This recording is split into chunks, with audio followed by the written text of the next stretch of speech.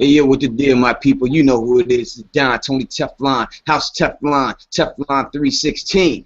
We pull the strings. Cheer! Here on Teflon TV. And I haven't said that in a while, but I wanted to say it, you know what I mean? But I am joined by two special guests, and we're going to call this the Don's Roundtable. So I have the other two Dons of A Song of Ice and Fire rocking with me, and I have the host and one of the participants of the longest world record holding video ever done on YouTube. And first, let me put that out to Don, the Kraken, Witt. Hey, what's going on, everybody? That's right. Don Willi was actually there with us. 5 hours and running, longest Game of Thrones, Song of Ice and Fire YouTube video out there. We actually do have one planned for next weekend. It is the prologue to A Clash of Kings with Maester Crescent. And so I hope everybody can check that out. That's what's up, man. There will be a link to his page in the description. And also, the man who made House Teflon, Teflon TV intro theme song, the man, the one and only, the Don of Brooklyn, Don Willi. Hey, what's going on, everybody? This is Don Willi. You know, happy to be here with Tony Teflon, the original YouTube, A Song of Ice and Fire, Don, and also Don the Kraken Witt. You know, thanks for having me. You know, today has been kind of a trippy Saturday for me, but you know, this is the part where it starts to pick up right now. You know, hey, talking about Tony, it's August, and I first found Tony in August of 2014, so it's been a year.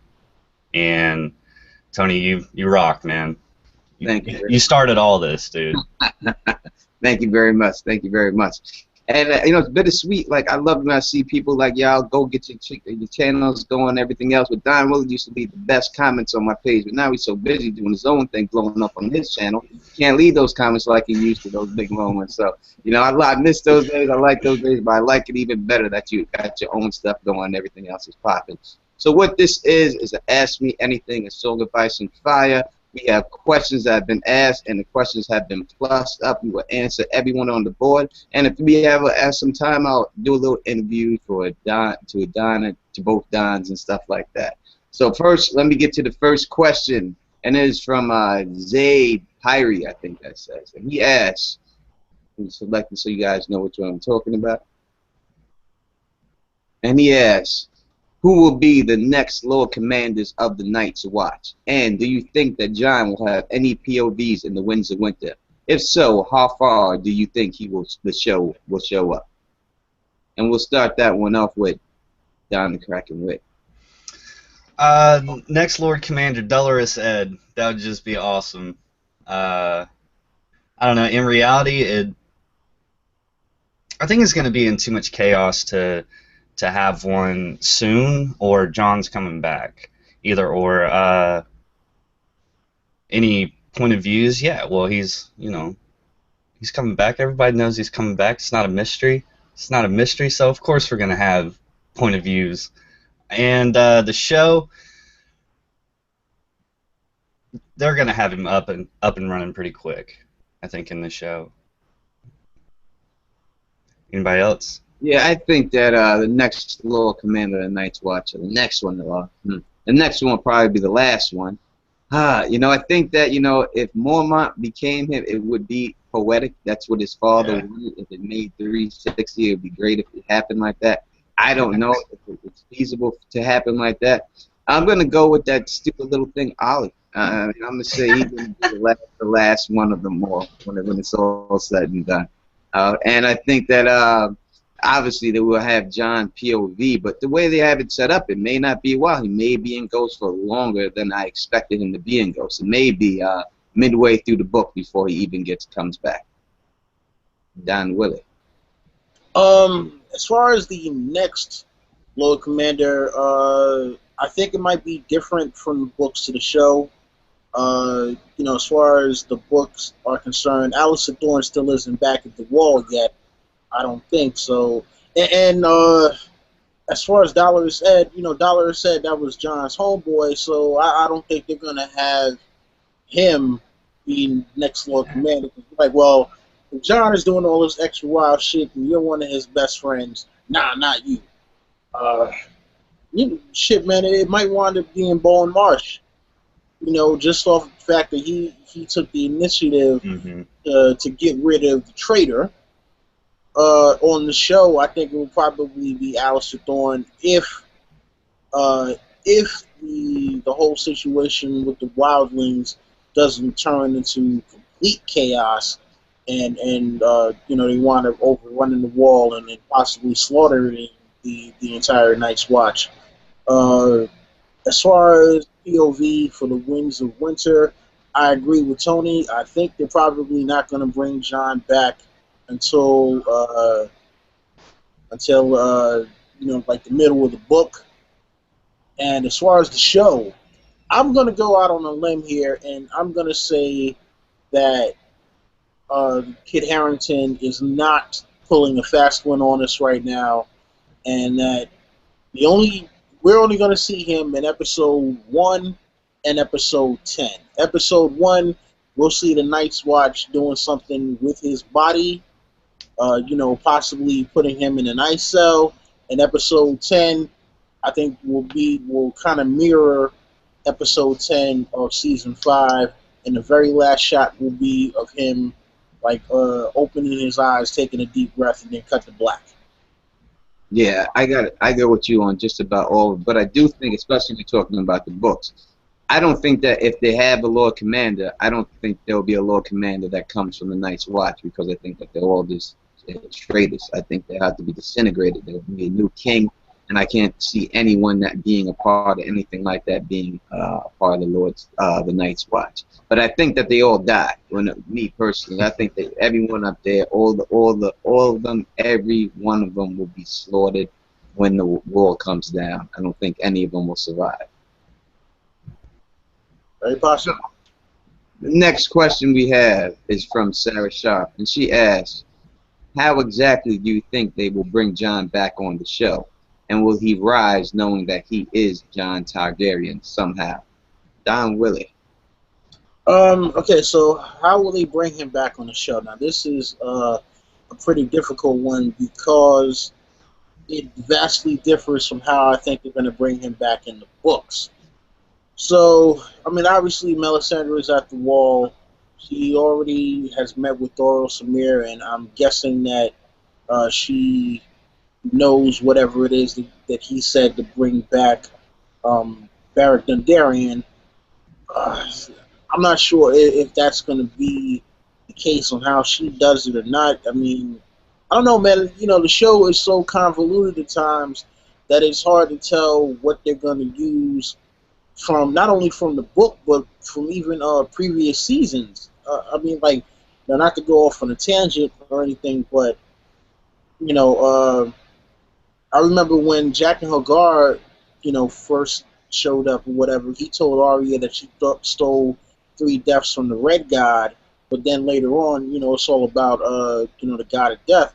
So, I don't know what they might do with Melisandre as far as how she's going to bring it back, but I think obviously she's going to be the one to bring it back. And is he going to know that he's Jon Targaryen? Difficult to say because we haven't seen any kind of afterlife with regards to Game of Thrones. If you remember when Beric Dondarrion was asked what was the other side like after he died, he said there was no other side. Now it could be different because Jon is a Stark and he's a Warg, but yeah, like that one is that might be beyond my range of imagination, as to how to answer that one in a very effective way. Yeah, I think that there's no doubt that Melisandre will be the one that brings him back. That's the reason why they brought him back. She brought King back to the wall, so obviously it's going to happen in the books and the show that way. Will he rise knowing he is Jon Targaryen? I think so, because, we see Bran already communicating with him. And they talked about doing a whole prior season, kind of like Spartacus did, and having this a whole flashback season. Now, I think that it possibly could work if they did do a flashback season. I would like to see a flashback season if they did something like that. I think it would be great. But it, and because of that, I think he has to rise knowing his lineage. I just don't see. I think he has to know or have a hint of it.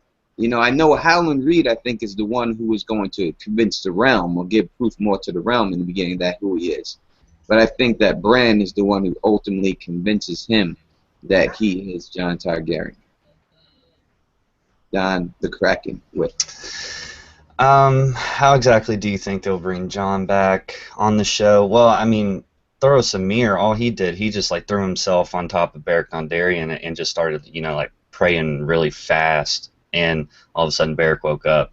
I would like for Melisandre to do something a little bit more magical with Jon, because apparently she's never done it before, or if she has, you know, like we don't know. She's shocked by the 7 times or 6 times that he's been brought back. She even says like you're not supposed to be able to do that.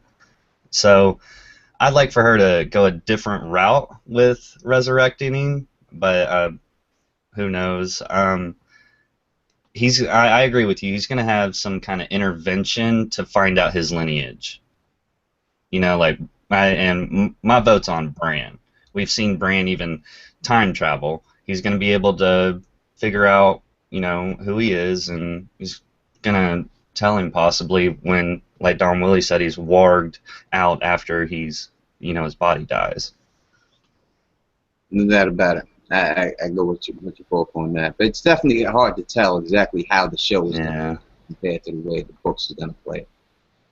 The next question is from Biotics Flux, and he asks, "Who do you think will be Robert Strong's opponent? Any thoughts on the trial?" Don Willi, any thoughts? Robert Strong's opponent. Well, look, you know what?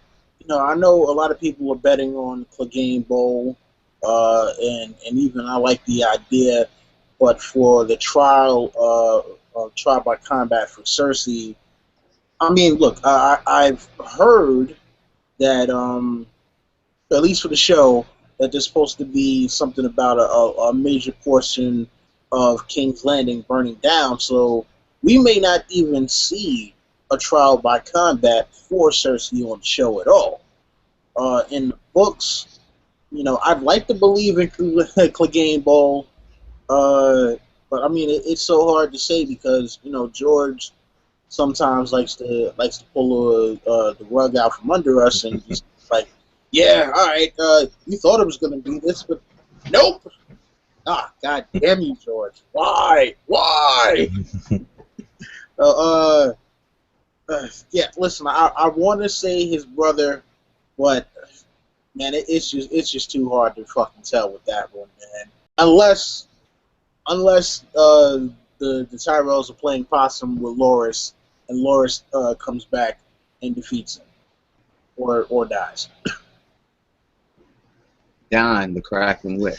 Yeah, I was gonna say there's only 3 candidates. One would be the Tyrells faking the Knight of Flowers being hurt, so he's undercover, and then you do have or wasn't the actor who plays the Hound, wasn't he spotted somewhere like in Belfast or something, like recently? I heard something about it, but I don't know. Yeah, I'm not 100% on that. So, I mean, you know, the Gravedigger, you know, he's the Faith's champion. It makes sense, you know, and both of them have fought the Mountain before, you know, Loras in a tournament, you know, but I also subscribe to, in the books, the Nymeria will fight him. Tony, we talked about that months ago. You know, just because she's in King's Landing, they want to debunk the Mountain. She's on the Small Council, just like Oberyn. Like, history's going to repeat itself, but I don't think she'll survive if she actually does fight him, but I think she will debunk Sir Robert Strong. I think that that's basically the way. I think a lot of times people get confused with the trial and stuff. I believe Cersei's going to win this trial. I think that from the Mercy chapter, it appears that she has won the trial and she appears to be in power. So if it's going to be a game goal at the trial, then he's winning it, and Hound's dying. So that's why I don't think if they're going to fight, it would be at the trial. It would have to be later on. I think that would go more in line with the prophecy. I think ultimately it's got to be people to beat him. I think one of the people has to be Jaime Lannister, and then somebody else will double team this man, as the prophecy says, and that's how he will eventually die. But his opponent for the trial, who I think whoever it is, that person's going to die. So it's hard to say exactly who it's going to be. It could be a Tarly man. Well, Tarly's got to turn on the Tyrells at some point, I believe. So maybe if it is a Tyrell and they put him in it, it makes them more vulnerable and easier for Rand and Tarly to turn on the Tyrells. Because Aegon does say that he has somebody on the council already in tow. So I believe that is Rand and Tarly. Interesting. Okay. The next question is from Alfie Hagen. He says, who do you think will be involved in the final war of the series? And who you think it will be? And do you think it will be more than just two sides in that war?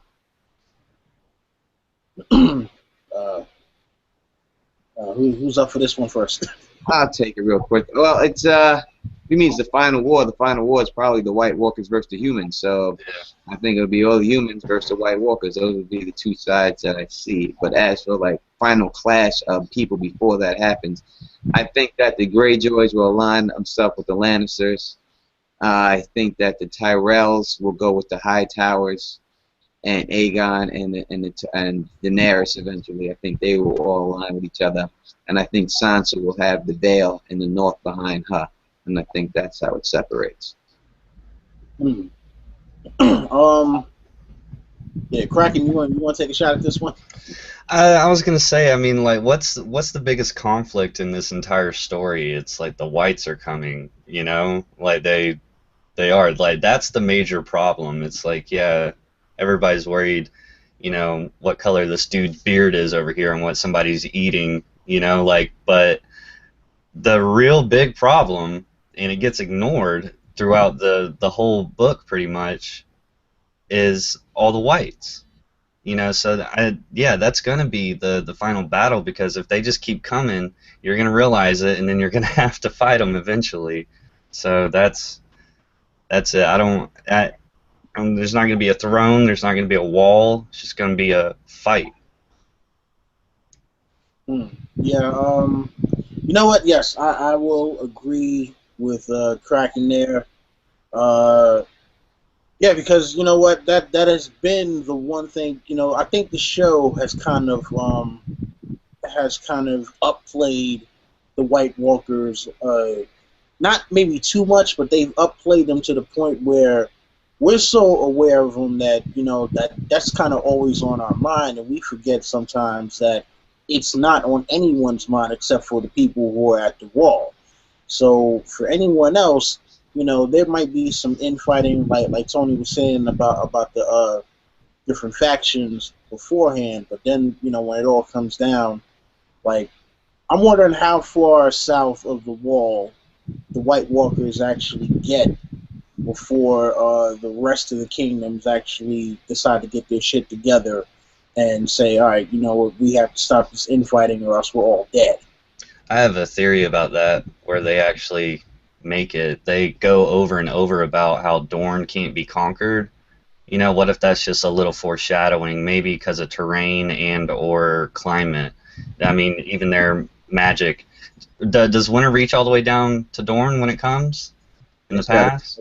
It's got to go throughout the whole world, I believe. I think I mean, there's stories about it on every continent of this place, on this planet. So winter goes everywhere. It goes. I think they got to freeze the water. This can't be this one form of attack coming down from the wall to affect that many people. So I think they take over the White Walkers when this war does happen. I don't think it's a day war or a month. I think it's a years type war, and I think it's a long, dragged out thing. I think the White Walkers take over most of the lands until they are conquered. I think that's the way it plays in the books. Makes sense. Cool. Oh, we get to the next question, and T-Baby, the beautiful T-Baby asks, and she's got to ask something more complicated and try to do something like that. Thanks, All right. T. Do you think Bloodraven has entered any other Stark's dreams? And if yes, whose dreams? Any other Starks? I was gonna say, I mean, if Jon is Rhaegar's son, he's a Targaryen, but he's still half Stark. But I mean, what about that epic Azor Ahai fantasy or dream he has, where he's like holding up his flaming sword and everything? I mean, that's a pretty vivid ass dream that he has. It is. So I mean, that could be Bloodraven pushing him towards an idea, maybe. Well, that's the thing, because like that's supposed to be the future, supposedly, right? I mean, like, cause are we 100% sure of how like the whole warging abilities work, and also Green Seer? Like, do we know that they actually see the future, or is it something that like can they project things into people's minds? And that because that is a thing where, is he telling Jon this is what he needs to do, or is he telling Jon this is what will happen if he's entered his dream? But also, you know what? I'm going to go with Ned, because what made him think of the Tower of Joy and while he was in the Black Cells, and also the way that he envisions it. Remember, he doesn't remember anyone's faces. Except for the Three Kings Guard. Does he even remember Howland Reed's face there?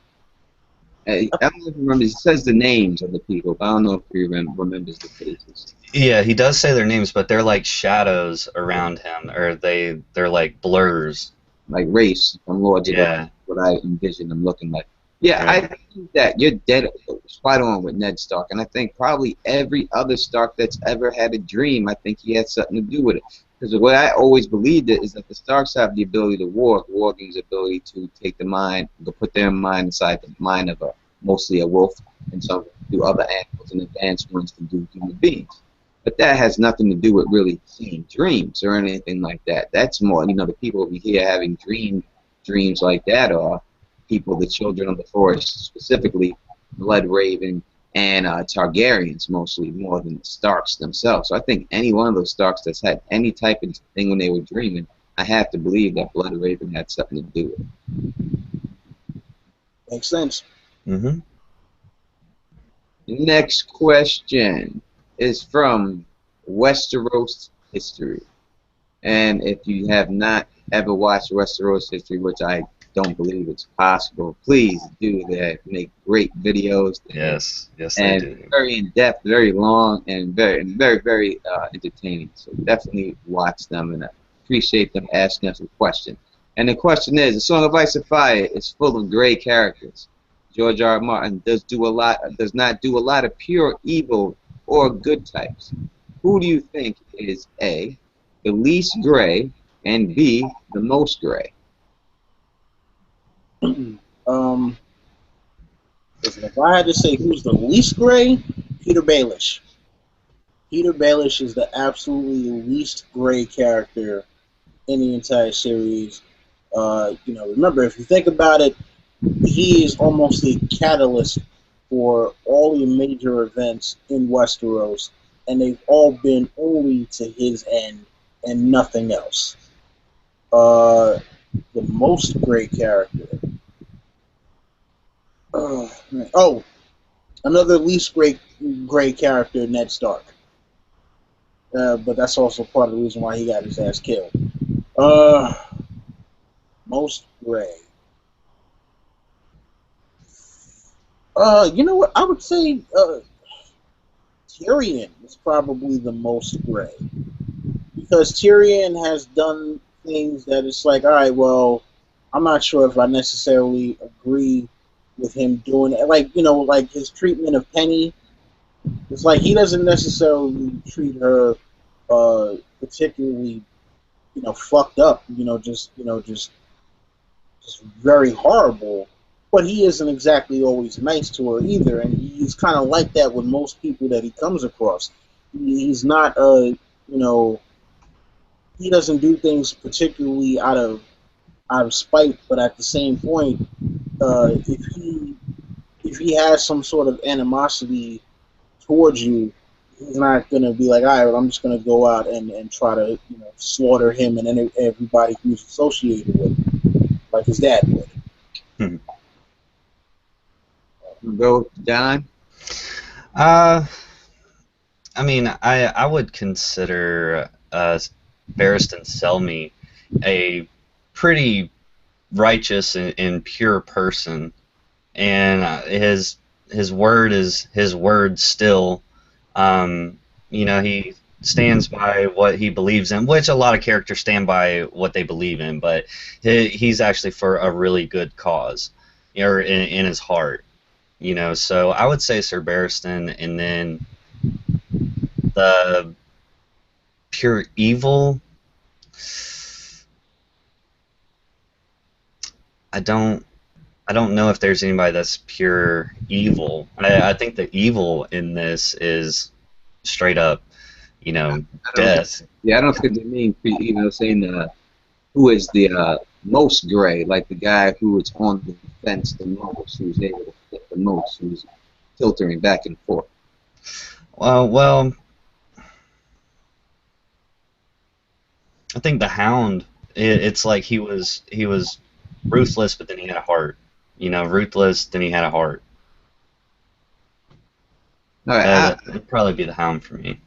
I would say the lead gray, obviously Ned Stark. I was a very handsome Don Willi, without a doubt. Khal Drogo, you knew when he stood, you knew where he stood, and he did what he did, and that was it. Anyone else I could think of? I would like to say Mace Tyrell seems pretty loyal. He seems like a pretty stand-up guy, but I think he may be a little. There's really not a lot of people there that you could say is you can just trust straight up. Arya maybe. She has a code, Arya, and she seems to stick by a code, and that's the way she seems to rock it. The person who is shifty, the most shifty to me, that the least great, the most great that you can't decipher. That's just back and forth. Probably Theon Greyjoy. I mean, he's back and forth. This guy, you don't know. First he's with you, now he's against you. Now he does good with Sansa. He does bad to the Starks. Then he comes back, and now he helps Sansa. Jane Poole escape, and So I would say Theon Greyjoy would be my other person that I put there. So the next question is from Cynthia Copeland. He says, will the wall fall? And does the horn blow? Will we see an ice dragon? I will say yes, yes, and yes. I agree with that. Yes, yes, and yes. That's something I've actually looked forward to. Yeah, all three of those. Yeah, so that's 3 yeses from all of us, and you have won the grand prize. He has won today. Yeah, I think it's got to happen, man. As I said, it has to be something else they have to have besides just being themselves. Obviously, we see that they're easily defeated. All you have to do is get some Valyrian steel swords, some dragon glass, some arrows, some archers, and some fire, wildfire. They can die pretty quick. The only way they can't be defeated, I could see them being such a threat, is if they have an ice dragon. As we've seen these ice dragon, one ice dragon was able to take out 3 fire dragons by itself. So I think that would be their ace up their sleeve that they could use. Yeah, I mean, that's foreshadowing if I've ever seen it. Yeah, 3 dragons in the story, possibly each dragon in the wall, or maybe even in the lands of always winter. Speaking of which, I hope George comes out with something for the rest of the damn planet, because I'm tired of looking at the thing that just says lands of always winter and what the fuck is there, man? He's gotta do something. He's gotta do something, George, without a doubt. And I think that people got to realize that George R. R. Martin himself takes credit for creating the Ice Dragon, saying he's the first person who ever thought of it and came up with it. So, you know, that would be like, you know, like someone coming up with E.T. and then saying and then not putting him in your movie. I mean, coming up with R2-D2 and then not putting him in your movie. You came up with him, you gonna put him in your movie. If I come up with something, you gonna be in my thing. I came up with it, why wouldn't I do it? You know what I mean? So I think it's got to be there. And I think you may see it in the Telltale game first. They may drop in that first before you see it in anything. You know, Tony, I took your advice. Me and Zoe, we started playing those games. I think I'm like halfway through the second episode. I think it gets better. You know, I think every episode does get better. It's fun. I thought it was fun playing stuff. You know, especially if you have two people. You know what I mean? And yeah. She's having a blast. I'm like, she's holding a controller, and I'm like, yes. And she's like, no. And so like, it's like time sensitive. You know, like we got to do it real quick. So we're fucking this whole story up. Game of Thrones bringing couples together. The way it's supposed to be. All right, the next question is from DK. It's your boy DK from Atlanta. The Demon Tree Yig. Do you think Yig was a dude in the tree like Blood Raven or an Earth Spirit? And do you think Yig will return in some form? I think he is. That's maybe specifically towards me because I've talked about this damn demon tree many times in many videos, especially telling you that the children of the forest are not good guys and they're evil, and it seems that a bunch of YouTubers are now subscribing to that theory too, which I think everyone should subscribe to, because I'm telling you, these are not Ewoks, people. These are creatures. Now, Yig, I do believe that most likely it was somebody walked into the tree, the demon tree, Yig. It wasn't an actual tree that ate people. It was someone walked into the tree. So yes, without a doubt, I will have more on that in the upcoming video. Do you think we will see Yig return in some form? I don't know if we're going to see. I think we have with Blood Raven and all that. I think that is a form of Yig, and I think that's what we're going to see from it. I don't think we're going to see an actual tree come to life and start eating people. No. Well, I think having like somebody like Blood Raven or Bran, they're in all the trees, but a long time ago you could have had numerous people living in numerous trees in the roots. It's not, you know, you could, I guess, you know, and then you could have somebody with a special agenda telling people to sacrifice everything, you know, and like hang the innards up on the tree and whatnot. I don't think we're gonna see any Ig coming back in some kind of form. You could have Blood Raven or Bran telling somebody to do something or pushing an idea on them, but I don't think we're gonna have, you know, a demon tree like, you know, like Ig is portrayed.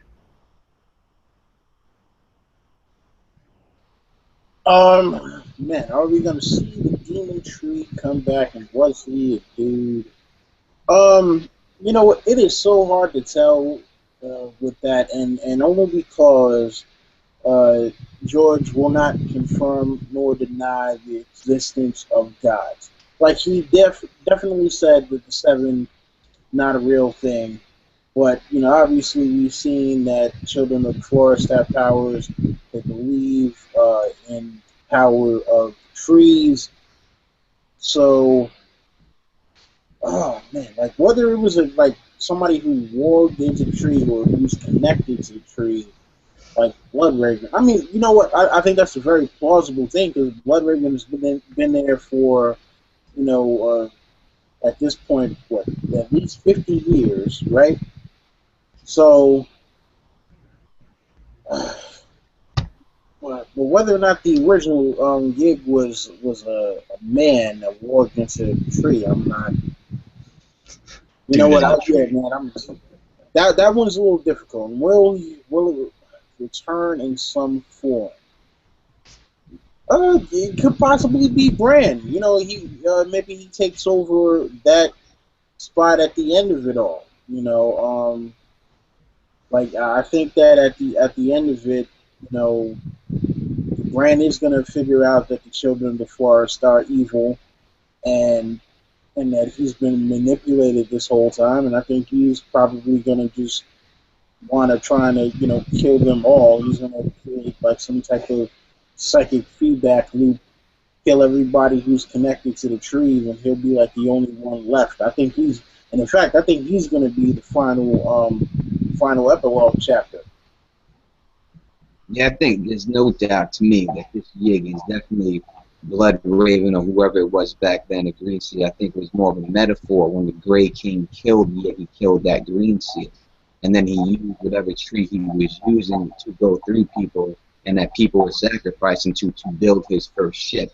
I think that's how the story really is. I think that's the way they're using it. I also think that that's the reason why these children of the forest have all these children bones locked in that pit with them. They're down there as a bunch of bones. Why? Most likely they're there for a number of reasons, but a big reason is that they don't want these bones to be reanimated at all by the whites. They're trying to protect them because the whites can't get inside of there, because the whites reanimate all these bones of the children of the forest. They will have all their secrets and all their knowledge and everything else in the weirwood tree, so they must prevent that from happening. And possibly all their powers, too. Without a doubt. Without a doubt. A lot going on with them damn children. Next question is from BP, Prime Minister, and he says, what does Baelish want in regard to everything? Yeah, everything. Everything. He wants it all. He wants it all. Everything. That's basically, I think, right there. In regards to power, I'm thinking of the conversation between Varys and the Queen of Thrones. Queen of Thrones probably meant. He warns that Peter Baelish would see the entire kingdom burn if he could run the ashes. Listen, Peter Baelish is out for Peter Baelish, man. He wants everything and anything that he can get, and he's going to take it by any means necessary. And that's the bottom line. As long as he ain't got to put himself in direct harm's way and he can achieve it, he's going to try to achieve it. Yeah, I was just talking to somebody I put up on the TV show, and they decided to run through the whole entire TV show in like 2 weeks. And she asked me, what's the deal with Peter Baelish? And I was just like, this is the guy who, he wants to be able to rule the entire kingdom without having to actually fight for it. He's going to get everybody else to fight for it, and then later on he's going to come back and be like, mine. So yeah, listen, he's obviously the most diabolical character, at least diabolical human character that we have in the series, and what he wants ultimately, I think, is to rule it all, but it's the how. How is he going to run it if he does get everything? That's the major question. And that I have no idea. Yeah, he wants everything. He really does. It's like you can't really pinpoint one thing that he's after. He's so scattered and all over the place. He wants to run it and be down with everyone, and everyone come to him eventually and just come and try. He wants to be the top. Right now, I think he's willing to let someone else be the lightning rod and take all the hits, and him just be the man behind the curtain. But eventually, I think he wants to be the man everyone recognizes as the ruler. As we see, like in that Sansa chapter, when he gives the gifts, one lady, she said something about it. She's like, yeah, Lord Royce has a strong hand, but like a rich little finger. She makes a little comment like that, like she knows where he's really getting his riches from, and it's Peter Baelish. And I think he's happy playing that role right now, but I think eventually he's going to want to take the lead from it all. But he's got, and he wants a piece of Sansa's ass too, without a doubt. Right, next question is from Radio Western. Yay! Another great channel. Yes. They have A Song of Ice and Fire. I had the pleasure of working with them on the one episode with the history of Westeros. And this is what I'm saying, people. it's all about community and stuff, and just people being good people, you know what I mean? And Radio Westeros and AA Podcast History of Westeros, you know, Donna, Kraken, Witt, Bard the Poet, good people. James, his mother, Charlie, good people, man. And that's all I can associate with, good people, not dicks. People who just get out here just to try to make people feel bad and try to upset them and think they smart and everybody else. No one here for that. They want here just to meet good people. I started doing this because the majority of people I hang out with don't read the books. Yeah. I got into this just to meet people to talk about the books, and that's all I want to do. I don't want to talk to no crab-ass people, but please listen to the Radio Westeros because those are good people, my people. And the question that they ask are, hey guys, George R. R. Martin indicated some marriages in Winds of Winter. Who's tying the knot? That's very difficult. I never really thought about that. Yeah, I see a couple changes possibly being made for Dany with her situation. You know, with the chaos in Marine, Barristan's taking hold of everything, and then her with the Khalasar. There could be something. There could be a marriage there. There could be a marriage if she actually makes it to Westeros. You know, who knows? Aegon or Fagon can just start taking everybody out, like castle after castle, and then he could just marry somebody, you know, to unite his name. He could marry fucking Arianne or something, you know. Who knows? Yeah, I mean, I'm thinking Aegon and Arianne Martell because obviously Martells, not only would they want to get revenge, but, you know, what other way to, you know, solidify their claim on the throne. Because, I mean, listen, I'm pretty sure they'll have no problem casting Marcella aside. Who else? Man. Yeah, they've been marrying Martells for a long time, the Targs and the Martells, so that makes sense. Dany, wow. Well, let's see. I don't know if she'd marry any of the Dothraki at this point, because I mean, Calpono, if I'm not mistaken, dick. Yeah, he not only is he a dick, but you know, like I don't know, because you got to think about it, right? You know, she has Drogon with her. You know, she's in a vulnerable position, but at the same point, it's like she's got a fucking dragon. Dothraki haven't seen any dragons, and one of them just, you know, like a dragon just burned one of their horses and one of their men. So, you know, Calpono might just be like, hey, look, I know I was kind of fucked up to you before, but, you know, would you consider being my Khaleesi, and, you know, we can go and take back Westeros and the rest of Essos and all that. And, you know, listen, Dany right now is learning how to play the political game. She learned it when she decided that she was going to marry his daughter. So, I mean, it could be a case where she decides to marry Calpono, you know, just for that Dothraki army. So, yeah, see, like, she's going to find value in the fact that the Dothraki are riders, you know what I'm saying? And then she's going to ride Drogon, and they're just going to be like, oh, my God, you know, like, epic dragon rider, you know, respect. And then so she could seal the deal with a marriage if she wanted to. Yeah, but I don't think she's going to, I mean, I don't know, she might visit Vase Dothrak for, you know, a couple of days and then be like, all right, listen, motherfuckers, we got to get out of here.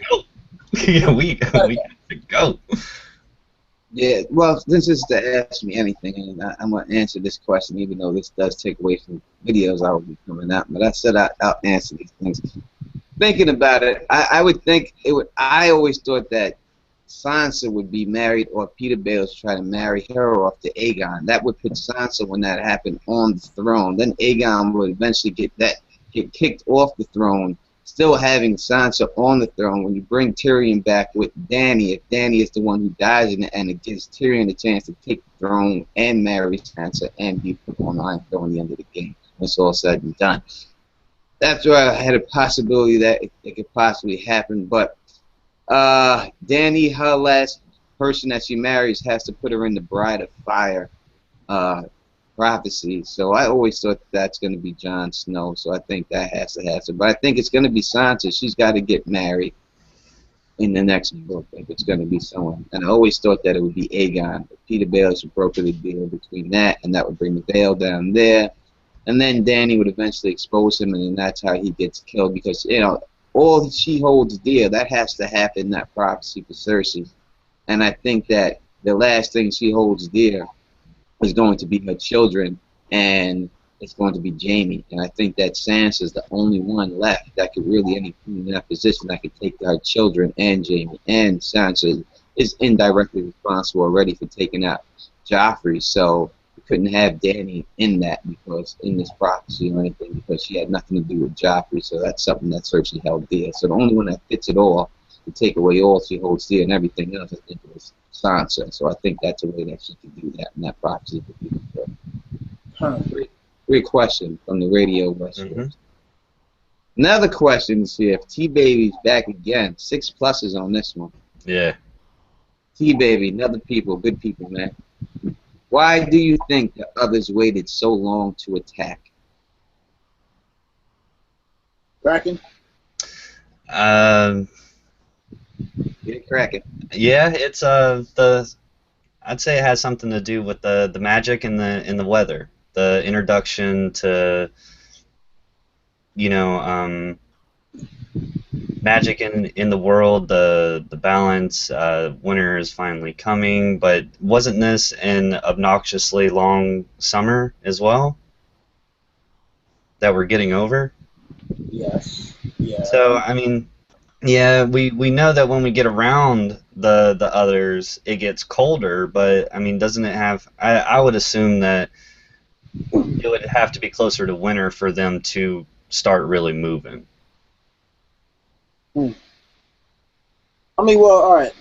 So what? It's been nearly 8,000 years since the last time they were actually seen, right? Since like right before the construction of the wall, right? Because even with the Night's King, I don't think they actually saw the others. It was just that he was supposedly sacrificing people to them. All right. Why do I think they waited this long to attack? I think it's a thing where maybe their god is actually real, and they got a signal from their god that unless they go and destroy dragons and you know whatever else is happening down there, that they're done for. You know, it's like, hey, yeah, you guys have been up here for a while, but you know, some shit's about to go down, and you guys need to go and handle that. Like, you know, they're portrayed as the big bads of the story currently, but I don't think that they are the bad guys. I think something prompted them, because they felt that they were going to be wiped out unless they decided to attack first. Yeah, you know, well, we know that they've been around for a while, because Willi, she's young, and she knows exactly why the sacrifices are going on. She knows that the people coming to get the baby are the others. She says it, they're Trashcaster's kids, so all the Craster's people know that what's going on. Taking these babies and they're turning them into white, so they had to be spotted. But she asked, the question is, how did they wait so long to attack? That's hard to answer, why they waited this time to attack. I think they probably had to amass an army. That's what they were trying to do. I don't know if they really wanted to attack. I think maybe their hand is forced. It had something to do with some type of pact, and this is why they are coming down at a particular time with dragons reforming. I think it's more along those lines, more than they are just attacking just to attack. You know what? All right. Peter Baelish has been the catalyst for almost everything that's happened. I think they saw something that happened with Peter Baelish, and that he is going to ruin everything, and they're like, all right, mount up, we got to go. It's Peter Baelish. Yeah, the great other's looking in his little crystal ball, and he goes, "This motherfucker." he's like, nobody can stop this guy. We got to do it. Come on, guys, let's go. This little fucking finger right here. Yeah, look at this guy. It's like, hey, Bobby, come here. Look what this guy's doing. He's getting all the money. These guys getting all the money, man. We gotta do something about that. But another question: what do you think? Do you think that the cold brings the others, or the others bring the cold? I think it's a little bit of both. Like I said, they're always in the lands of always winter. They've been there. You know, it's like the wildlings have always kind of lived around them and with them. You know, so it's always cold there. But now, I don't think they actually do any major movements until it actually is winter. Yeah, it's been 8,000 years since like a mass attack, I guess. You know, but I think they have to wait out, you know, with the seasons just like everybody else does. So I think the cold helps them, but I don't think they bring the cold. I mean, it gets colder around them. It says like the ice dragons, whenever they fly overhead, anything beneath them freezes. That's another reason why the ice dragons have to be there, because if that's how they spread the cold with the ice dragons, and that would be perfect, and that would freeze everything. It makes more sense that way. That they could freeze the whole planet, a couple of dragons flying overhead, and them just actually. We haven't seen them actually like shoot ice, like Iceman or anything, and just freeze anything. I mean, I haven't seen that. I think they may have an ability to do something like that, but we haven't actually seen that. You know, we've seen Children of the Forest throw a fireball on the show. You know, so I think we may see them do some type of Iceman technique going on with the others. And I guess there was some like article or something released saying that they were saying that it's epic or something's going to happen at the wall that's supposed to blow away the Hardhorn episodes and stuff like that. So, yeah, it's going to be something like that. And George R. R. Martin, as I said before, he said that the others can manipulate ice in ways we cannot even think of. So we shall see what is going on with the others. Next question is from Jason Donahue. Yes. Do you think the first draft of the book is the same book George R. R. Martin is writing now? And will the same 5 people live to the end? All right. Who was supposed to live to the end, with the exception of Jon, Arya, and Sansa last time? Tyrion, I think. Tyrion's his favorite. You figure Tyrion's his favorite, Arya's his wife's favorite, right? So that's another reason why I think Arya's got to live, you know, to the end without a doubt. I think books, when authors write books, that they contain elements of the story he had, but, you know, it changes. It changes with every word you write. You get an idea, you go somewhere with it, and then all of a sudden you wake up the next day and it takes you somewhere else. So I think it's generally the same basis of story, but I think whole the plots and everything else, like I don't think he had intended for all of these things to link up the way they did, but I think once they started and he started realizing people did, he got invested in it and started making more things link up like that, and went back and said, all right, I can just put this and that like that, and that links that. You know, I don't think he really intended in the beginning for this book to be a 7-page with all these people and all these families and all that. I think it just blew up. I mean, listen, I know that you think that Dany is going to die at the end. Personally, I don't think that Dany is going to die at the end. I think that after the war is over, people are going to actually say, hey, look, you know, everything was cool under the Targaryens until your dad. We'll give you the throne. And I think she's going to be like, you see what the fuck just happened? No. I got one dragon left. I'm out of here. Peace. I think she's going to get on Drogon and be like, look, you know what? I'm going as far west as possible. Fuck you guys. And, yeah, don't ever call me again. You know, I think that's what Daenerys is going to wind up doing at the end. Yeah, I think the same 5 people will live, and I'm really glad that he changed from his first draft, because we had some Jon and Arya action in there. Yeah, and I'm not really down with that. Nobody Damn it. Nobody do that shit at all. I like to do lots of things, but that's something I would never want to see. Danny may die. I think she's gonna die. I mean, we see like in the show they showed it looked like from the House of Undie. It looks like she was in the lands of always winning when she came through the wall. Those are on the other side. It looks like that's where she ends up. Who knows? Maybe she becomes the next Night's Queen or the female other, and help them repopulate, and she has to stay there. Something like that could happen with her.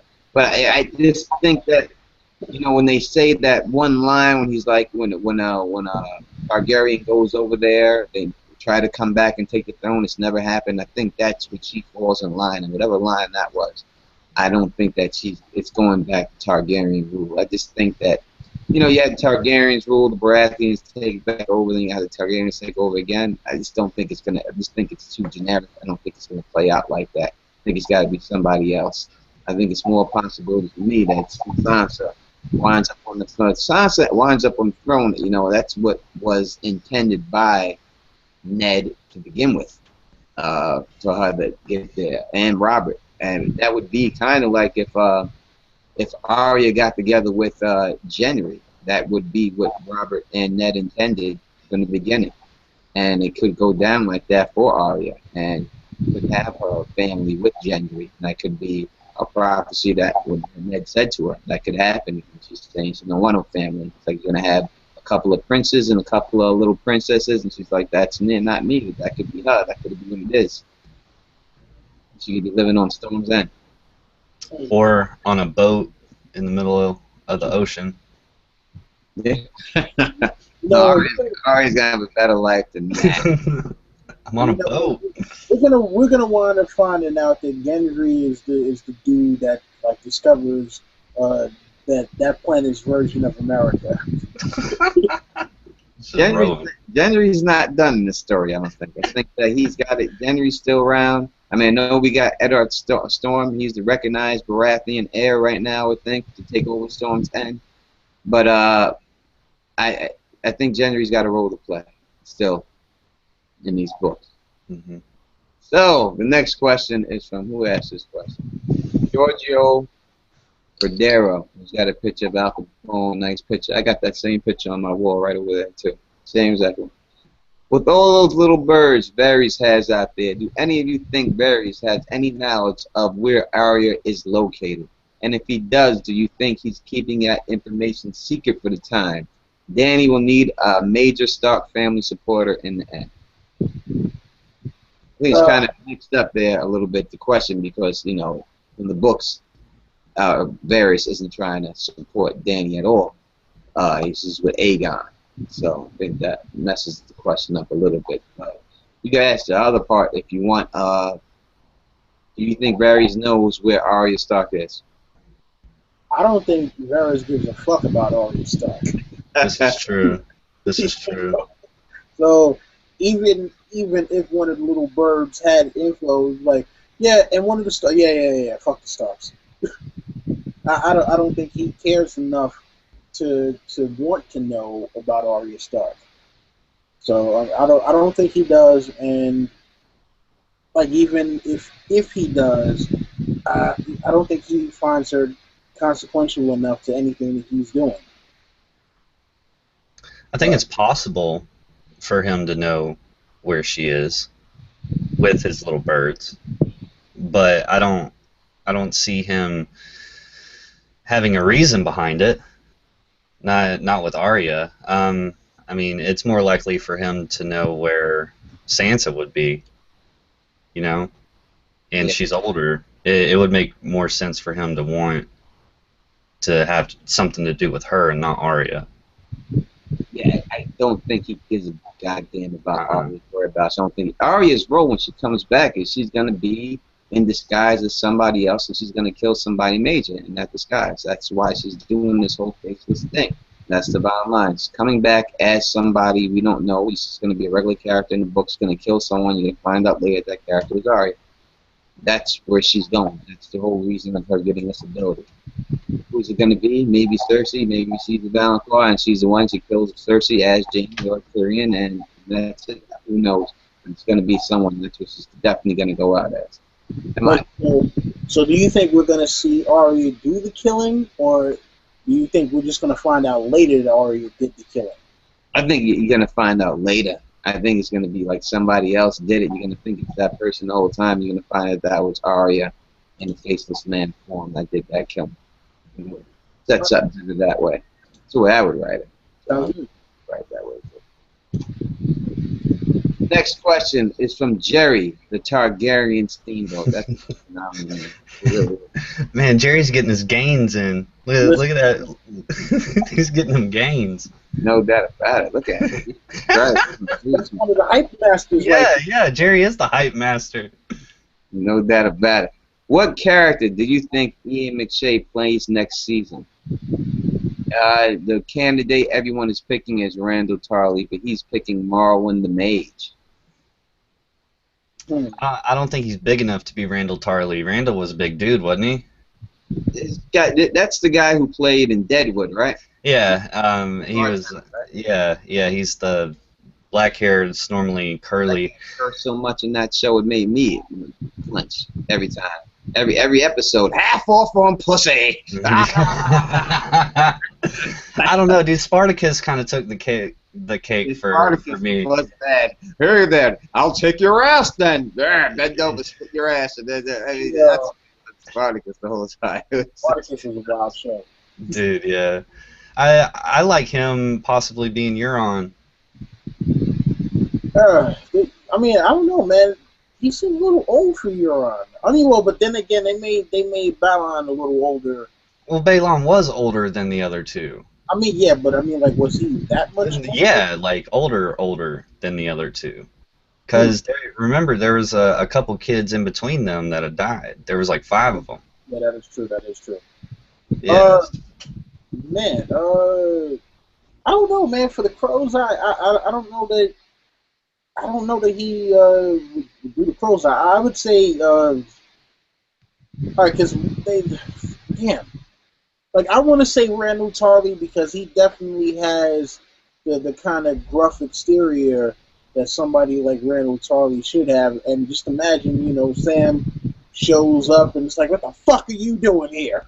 You know, like, I could imagine that kind of shit. All day. I think, yeah, I have to. I wish he would be Euron, but I think he's going to be Randall Tarley. I think that's what he's going to be. He could do both. Hey, Randall Tarley's got a bigger role. He's got a turn on them Tyrells. I think. Look at the way he played in Deadwood. That's the type of guy he is.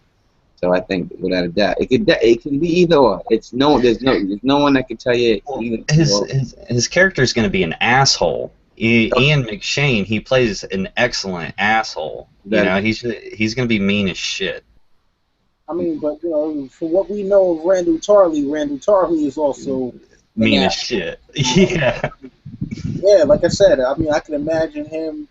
You know, I can imagine Sam showing up to the house, and you know, Randall's like supposed to be at the wall. What the fuck are you doing here?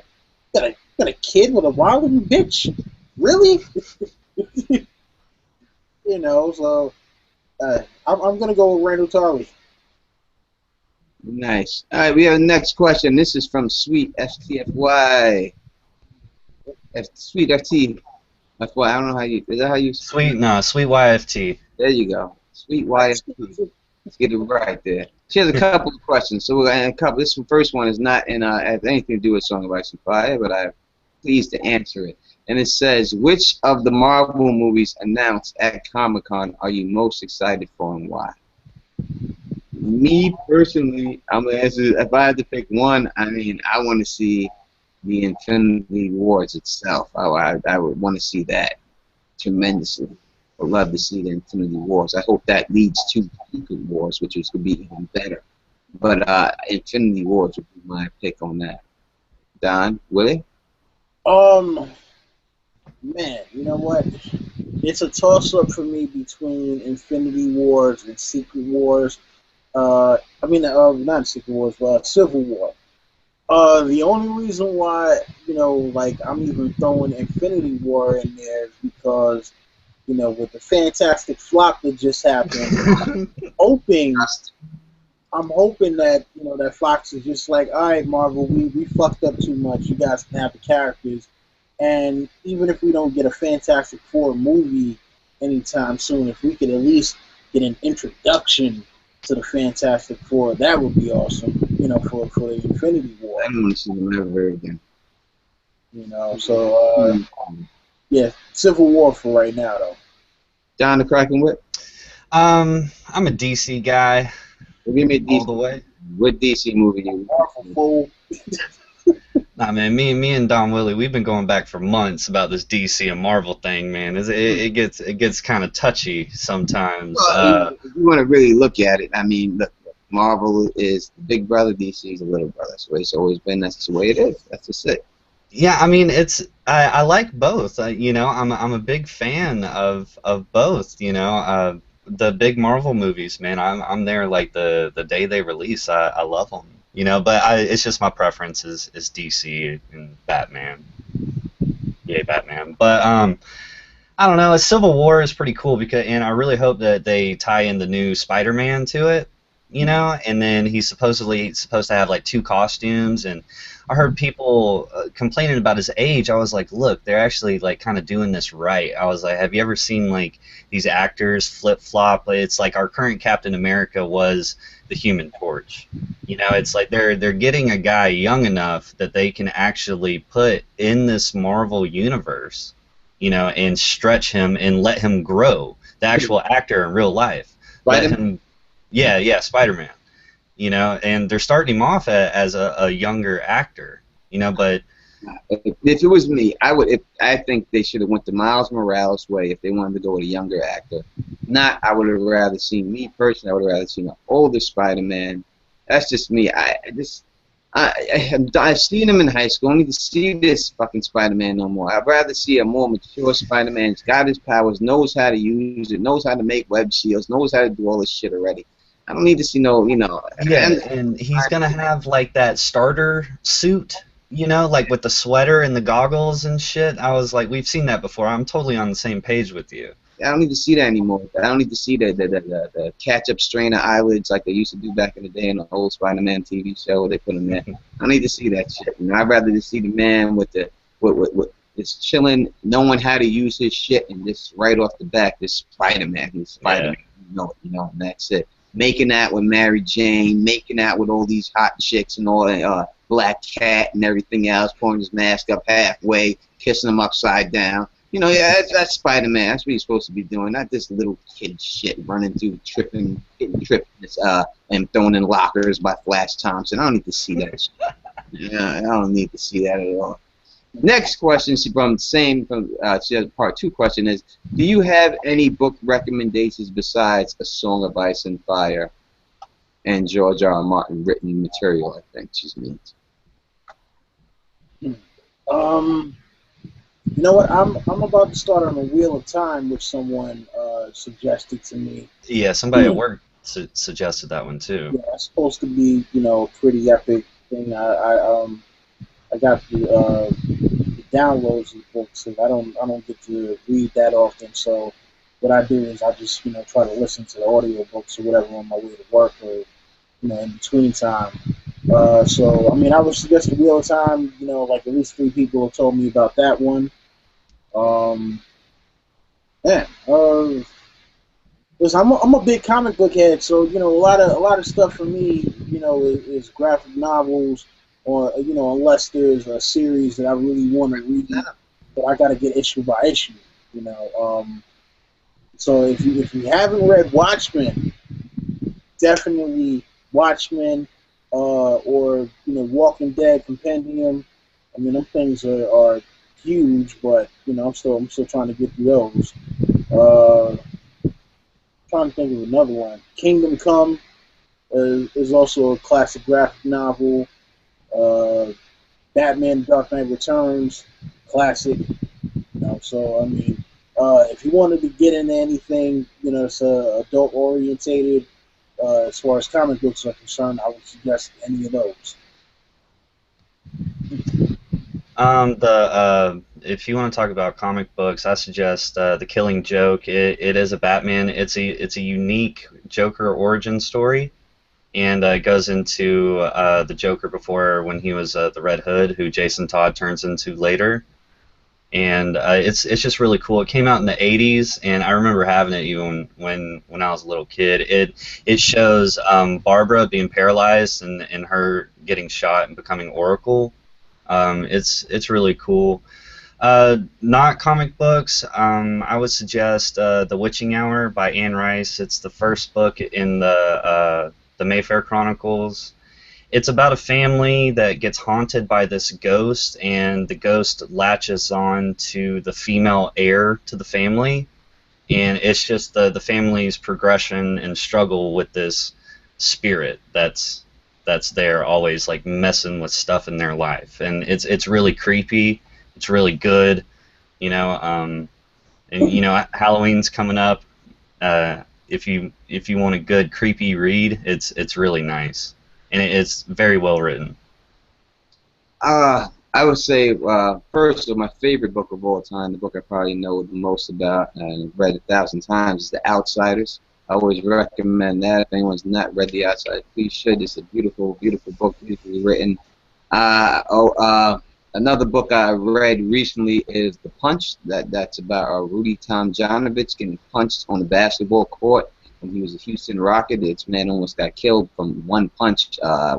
Almost shattered. Was dripping spinal fluid from this punch after he got hit. And people don't even know what happened to Rudy Tomjanovich. But that was a very good book too that I liked. So I would recommend any one of those two that I'd have to read. And the last question from Sweet FT is, how do you manage to stay sexy? Well, my Axe body spray, baby. I'm rolling with Apollo right now, the Axe Apollo.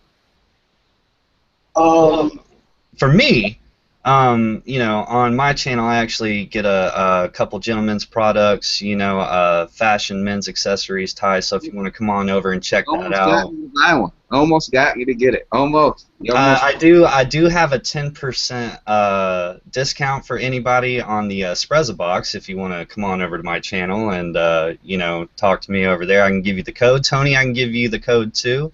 I love mail. Like mail, you don't understand. Mail to me is like the best thing in the world. I love receiving mail. It's just, I love it. I love getting packages in the mail. Yeah, it's fun. Like I pull up, you know, I'm in the car and I pull up and I see my package right there. I'm like, yes, you know, like and I run in here and I just tear it apart. It's really nice. I got so many ties, different products to try. You know, I've got this special lotion right now. It's really good. I'm really digging my stuff. Lotion. I got hit for lotion once. How I stay sexy is I smoke dragon's tears. There you go. That's how I stay sexy. How you do it? Dragon tears. That's how you keep the sex appeal on. Dragon tears. That's how we do it. So the next question is from my brother from Queens, Big Game James Bruchelle, and he asks, your dream epilogue chapter, who would it be? Don the Kraken Witt, I see you trying to hide. We're gonna go with you first. All right, man. The epilogue chapter. Maybe somebody around Davos and Rickon.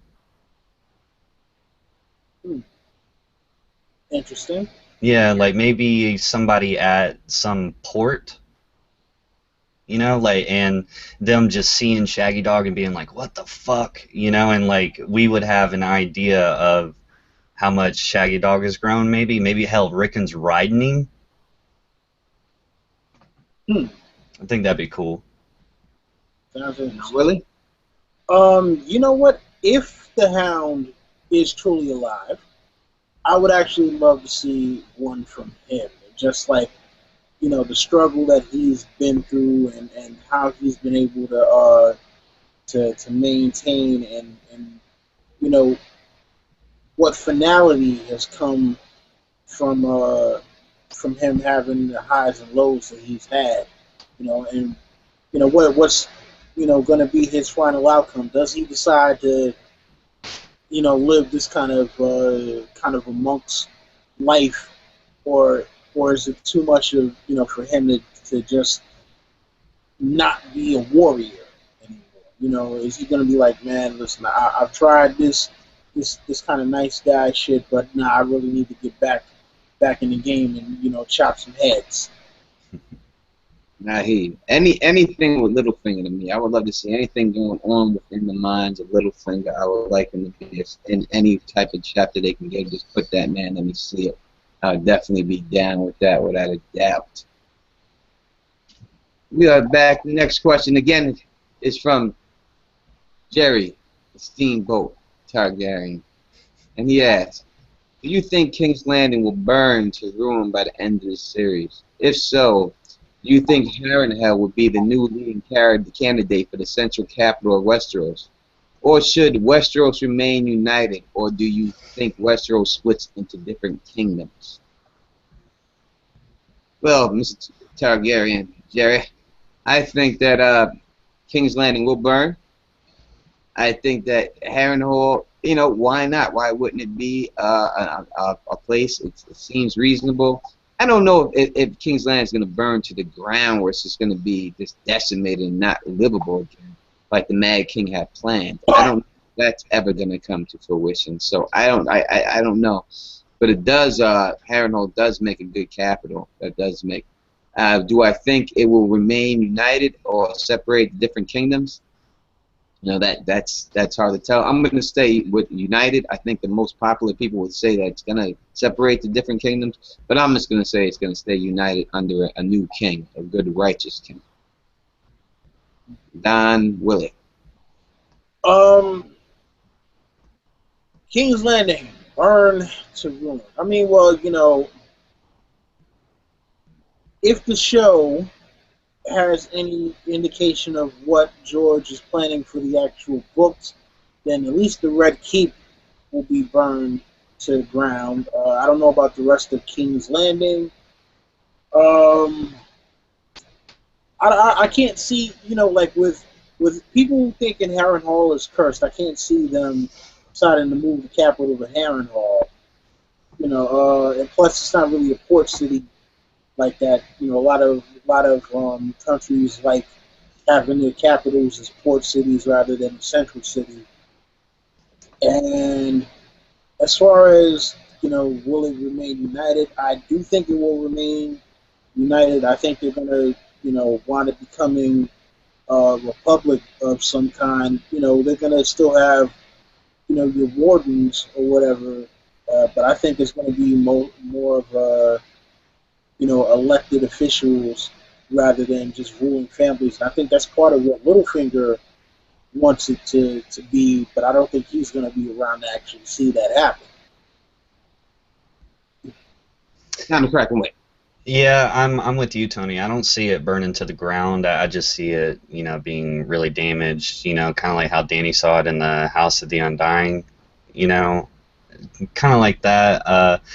Harrenhal is pretty central in Westeros. It's like almost kind of like a, you know, dead center, and it's big. It's really big. So if King's Landing was inhabitable, Harrenhal could be, you know, the leading candidate. So I do agree with that, and it's not that far from, you know, King's Landing. Yeah, that's a really good thought about Harrenhal, without a doubt. Mm-hmm.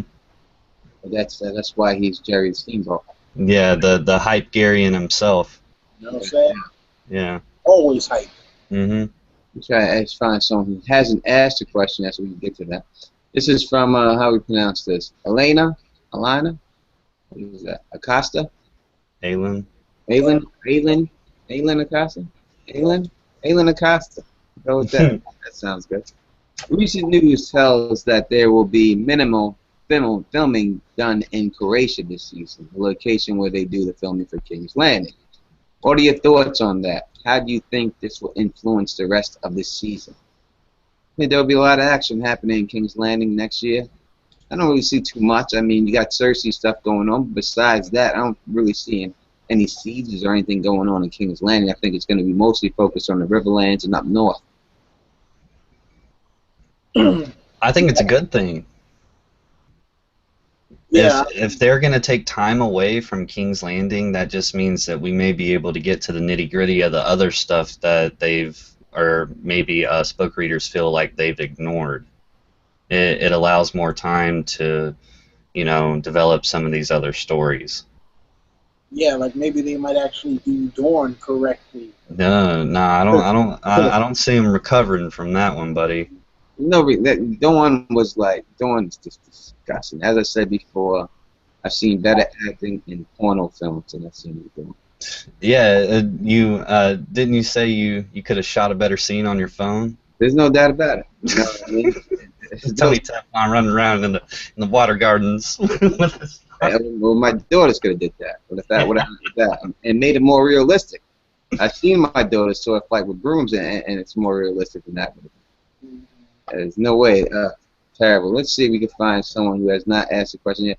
All right, right here. I see Spots. Spots. What up? That's my dude. Are the others truly evil or just misunderstood creatures defending their territory, such as the Hortosh in Star Trek's The Devil in the Dark episode? Yeah, I'm gonna go with misunderstood. Listen, history is written by the victors, right? So the reason for them attacking in the first place, we don't know. The reason why they're even attacking now, we don't know. It's just that everything is painted in the light of, oh yeah, the others and their army of whites are coming and they're just coming to kill us just because they just don't like humans. And like, nah, it can't be that simple, especially with this damn story. Nothing is ever just that simple as, all right, well, we got these bad guys and they're just coming to wreck shit because, I just got bored. I haven't done anything for 8,000 years, so, why not come and fuck up somebody else's party for right now, right? So, yeah,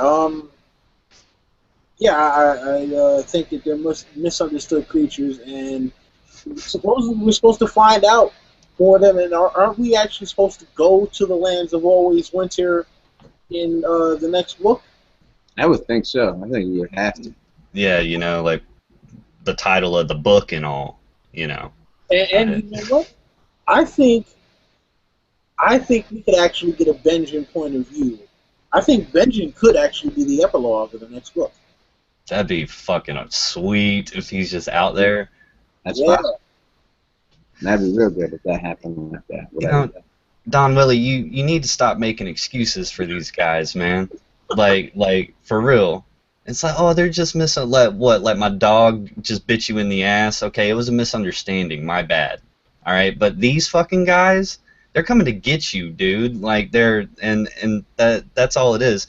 I retain my extreme black and white original read of this story sometimes, and I don't let all the theories and Reddits get to me. I think these guys are evil. I think it's an evil force. The great other, death. They are death, man. Like, so I don't see them being misunderstood. People are misunderstanding that they are coming to get you. Listen, that's just me. But think about this. Would you not consider burning people because they don't believe in your religion an evil act? I mean, that's the man. We've gone over this. That's the debatable thing for Melisandre. It's like she's got no question, Don. No, it's. I think it is. Politician answer. Don't trump us here. Don't trump us. I think it is an evil act. You have to. I mean, you've got to break a couple eggs to make an omelet. You've got to. I think it goes by, all whoever's side, wherever you're born. That's what it is, you know what I mean?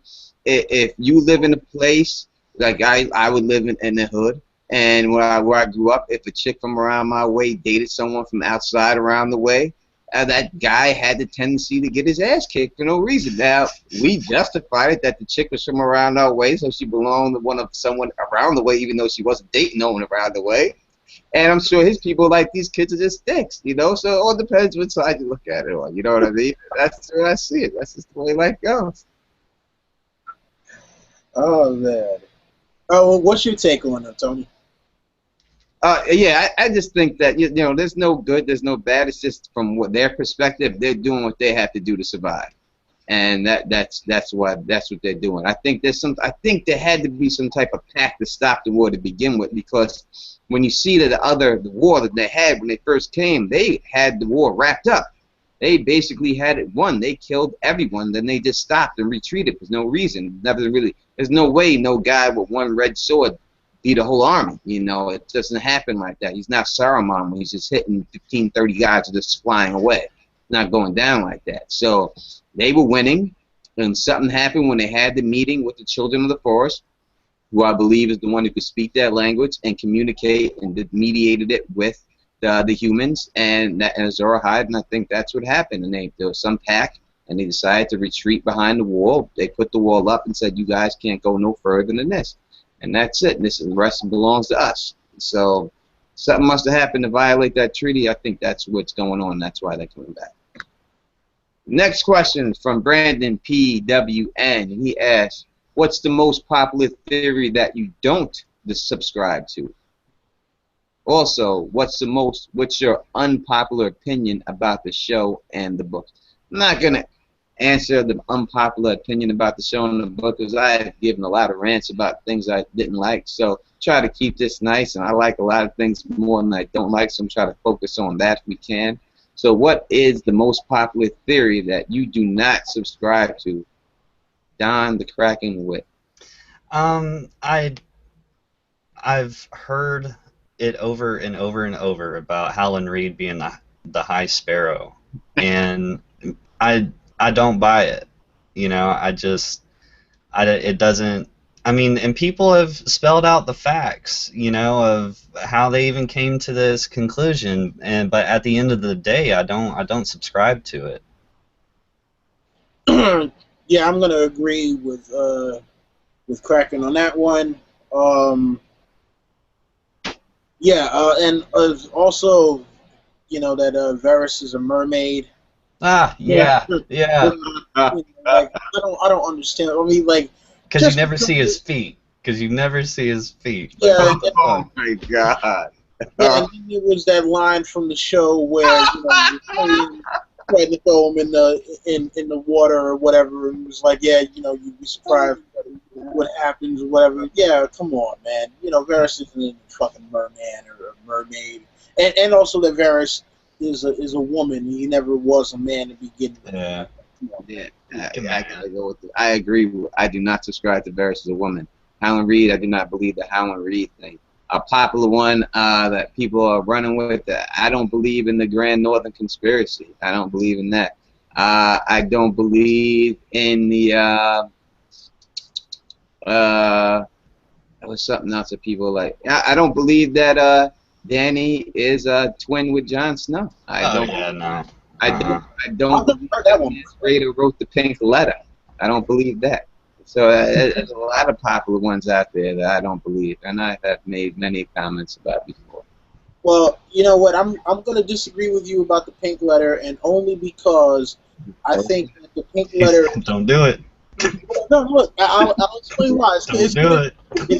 It's logical. It's logical. Don't do. No, it's not. Look, I'll tell you why. It has to do with Jon Snow's resurrection. Mm-hmm. I think that the Pink Letter is going to be the thing that tricks Melisandre into resurrecting Jon when she doesn't mean to. Because I think she's going to ask for Azor Ahai to be resurrected in the books, and that's how Jon comes back, because she thinks Stannis is dead. Yeah, I see. To me, I think that she already knows that Jon is Azor Ahai. When she reads that, when she's going through that chapter, it's like her chapter. That's like the 6th, the 7th, the 8th time she's looking at the same vision over and over, and she's pointing out that people see what they want to see, but she has to keep seeing it because she wants to believe it. And she wants to believe that Stannis is Azor Ahai, but it's telling her Jon Snow, so she's going back and checking and checking and checking. So I think personally that she already knows that Jon Snow at this point is Azor Ahai reborn when they show it in the books. Yeah, but she wants to believe that Stannis is, though, right? Yes, she does. That's why she's going back and checking and checking again, because she wants to believe. She really wants to believe that Stannis is Azor Ahai, but it keeps being obviously pointed out to her that it's not. It's Jon Snow's face. But what would be the ultimate test of her faith, right? is if she asks specifically for Azor Ahai, and if she believes that Stannis is dead, it's like, all right, if I ask for Azor Ahai, then it should be Stannis that comes back and not Jon Snow, right? And if she's wrong about that, it's like, oh, Jon Snow walks up, hey, yeah, I was dead, and then all of a sudden I got something, and he said, you brought me back. I'm like, fuck. You know, it's like, oh, damn it, I done fucked up. No, you know, I can't argue that point. It's definitely possible, but I just think that, me personally, I think that she knows already. When she does bring back Jon Snow, I think it's going to be more of a blood sacrifice, more like Khal Drogo, more than just the kiss of fire that we've seen with her. I think it's going to be more like that to get him back into the world. Because I don't know if he knows how to. Because I don't know if he knows how to come back into his own body. When you see, like, when she burnt the bird, the guy automatically, went back into, Vladimir automatically went back into his body. You know, his force there. So I think maybe that could have to happen. Maybe his wolf has to be killed and force his ass back into his body because he can't find his way. You see Bran trying to instruct him and tell him, open your eyes, and you could see past the darkness. But he doesn't seem to get it. So I guess it all depends how long Jon's going to be inside Ghost's body. And maybe we get George R. R. Martin said we're not going to get any new chapters, POVs, but maybe, you know, we're lucky we get some type of Ghost POV of Jon inside of Ghost walking around experiencing everything. Damn it, he better not kill Ghost. Everybody died. Everybody died. Listen, it's that all men must die, not wolves. Yeah. There's too many wolf killings going on in these here books. Well, talking about Jon and warging, when in the books, when Jon went out to assess the damage of the wildling attack with Aemon the next morning, it seemed like the chapter progression, he was just walking along talking as Jon, and then boom, it all of a sudden changed into Ghost. Like, he didn't even mean to warg into Ghost. So to me, it's kind of seeming like Jon's warging ability is kind of automatic. You know, he doesn't like Bran is like, okay, I'm going into summer now. You know, Jon, it's kind of like a reaction. It's just dumb luck, or just, you know, just happening to him and things like that. You know, that's just how his warging ability works. Well, he's supposed to be an incredibly powerful warg, more powerful than Vlad Sixskins, the way Vlad talks about it. Yeah, more power than him, you know. So is that because of the Stark blood, or is that because of the combination blood that gives him that special power? It's probably some of the blood ties from his Targaryen blood, and then the magic of the blood of the First Men as well, being a Stark child. That's just what I would assume. Nice. Next question, we're gonna try. How long have we been doing this? We almost got 2 hours right now. 2 hours. We're gonna keep going, at least 2.5 hours. All right. So here we go. Next question, David D. He asks, according to the prophecy of Maggie the Frog, Tommen is supposed to die as well.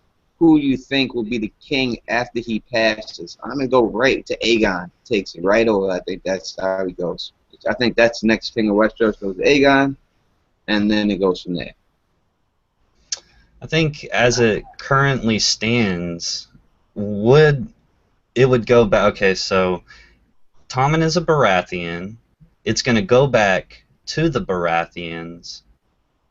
The usurper Stannis is no longer a usurper, and so if he dies, then it would go to Shireen. She would be a stand-in, wouldn't she? It's so hard the way it's so. We look at it like this. That's what makes it messed up. They didn't cast Aegon, so that could be a reason why he doesn't sit the throne, or not for a substantial amount of time. So we look at the characters they have. Maybe they cast them later. Who knows? We look at the characters we have in the show right now. It's more plausible that one of them is going to be the next person to sit the throne. So who on the show after Tommen dies could sit the throne? I don't know if anyone can. I think it could just be like a protector. I think probably would be their hand of the king until someone else. Who would it be? I mean, if Tommen goes, it goes obviously to. They go to his sister after Tommen. She would have to be next in line. That's the next Baratheon down. I mean, well, you know what? I think Marcella is probably gonna die before Yeah. Tommen, though, even in the book.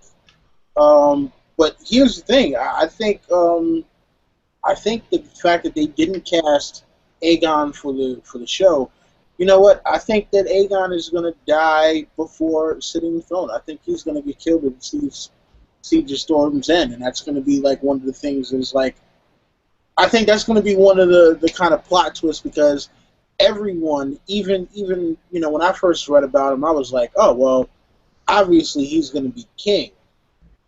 I'm thinking he's gonna wind up dying at the Siege of Storm's End, you know, and when it all falls down, when Tommen actually gets killed, I think we're going to have a period where there isn't going to be a king, and nobody's going to be worried about it either because you're going to have the others who've already broken through the wall. I think it's going to be people are going to hear about the wall coming down.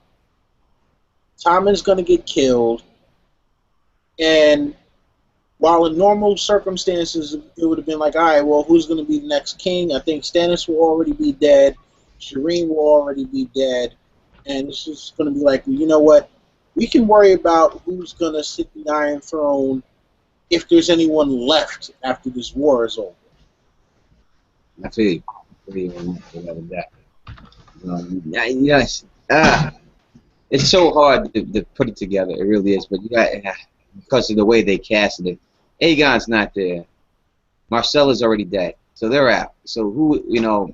Shireen's dead. Shireen's dead. Stannis is dead. So who is it? I mean, Cersei's in command. Tommen dies. It goes right to the Tyrells. The Tyrell try to move in there right then and try Randall Tarley, the High Towers. They try to move in there and to retake the throne and get their old stuff back. You know, it can go any way, and it's hard to tell, especially confusing with the show and the books, is to not to mess things up and they try to piece it all together. And another thing that makes it hard, too, is because, you know, like, all right, now, this is supposed to be partially based off of, like, British history, specifically with the Wars of the Roses, right? They've made the royal family extremely small.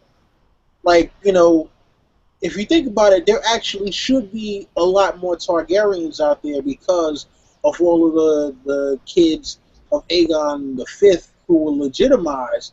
But it was like after they get legitimized, they basically disappear from the story. So we don't know where the other descendants of any Targaryens, you know, like the legitimized bastards are. So, like, or even if they're even any left, because we're talking about, you know, 100 or more years, so there may not be any more. There may literally not be any one related descendants of any Targaryens left at all. So that would mean that, you know, there essentially is no ruling house, you know, like in terms of legitimacy at that point. Yeah, there is no blood right to me that I believe in the throne, since the throne was taken by conquest. It has to be retaken by conquest, and I think there's no blood tie to the Baratheons, unless you want to put Edric Storm as being Robert's heir, as being the guy up there. That would be the only one I would think, if you want to go blood ties, that he should be the one to take it, Roderick or Gendry. But the Blackfires, I believe that once they were legitimized, they were the heirs. That's what legitimization means. I mean, the people still looked at them as bastards, but they weren't bastards anymore. They were legitimized, so it should have went to the oldest son at that point. Whoever legitimate oldest son was should have been the truth. If you listen to the king's wishes, that is the one who should have been the heir to take over the throne. That's just my opinion. Our man Joshua Valles, real quick, he asked the same question, but it's just about saying who is Tommy's heir. Wanted to shout him out. He pulls the strings, but that's we got right there. Let me ask this question from Sir Ronald Vine. Royan Vine, right? Ryan? What is that? Sir Ryan Vine? Yeah. Could it be possible that they didn't cast Aegon because the story evolves around House Blackfire and the rebellion? Yeah, yes. It would just go too far. I think that's why they didn't want to get too far, too much. But I still think they should have did it. You know what I mean? I really think you had all the characters in place. You had Illyrio. You had Varys. What else did you really need? John Connington, and speaking of that, you have to think that John Connington's fate is going to be whatever happens to Jorah when it comes to this grayscale thing, because he's the one who has it in the books and he is the one that has it here. So the fact that he's at Storm's End with the grayscale, that means something's going to happen with Jorah Mormont with the grayscale, I think, in Westeros, not in over where he's at. Yeah, you know, the whole Blackfire thing, I mean, like, it's funny because, like, they actually mention the Blackfires in the history and lore of, I believe it's either season 3 or season 4, and is it one of the Peter Baelish ones that he's narrating? I think it's one of the ones that Peter Baelish is narrating, and I mean, they mention, you know, the Blackfire Rebellion very briefly in that, but it never gets mentioned in the actual show. And I think, you know, like I said before, to me, that's actually a big-ass plot hole by not having him, because, you know, Varys was going to follow the order to assassinate Dany. And oh, that's another theory I do not subscribe to, is that Varys let Jorah in on the whole Dany assassination plot in order to, you know, try to gain Daenerys's trust and all that. I mean, that doesn't make any kind of logical sense, because, you know, now you've sacrificed one of Varys' spies literally for nothing. You know, they could have found some other way for Jorah to gain Dany's trust, you know, that wouldn't have sacrificed a spy, you know, just because. So, you know, that's something that, you know, when I first heard about them, I first heard about season 5, episode 1, I was like, are you fucking shitting me here, man? Like, you've left a plot hole, and I think most people haven't picked up on it, or at least they haven't, you know, called out the showrunners on it. But I'm calling you motherfuckers out. Yeah, I think if you were to introduce the Blackfires into the show, it would be overload. You know, I talk to people that have only watched the show, like at work or stuff like that, and they're like, "Who's this guy? Who's that? You know, like who's this person? You know?" And then I was like, "Man," I was like, "If you read the books, it would, like, your head would explode." You know, so just from the standpoint of a normal show watcher, you know, that isn't into all of this or the books, I think if you do that, it's just too much. There would be too much going on, you know. Yeah, I think the way it messes things up that people haven't spoke about is that if they really do another series, and the other series is Duncan Egg, that's all about the Blackfire Rebellion in there.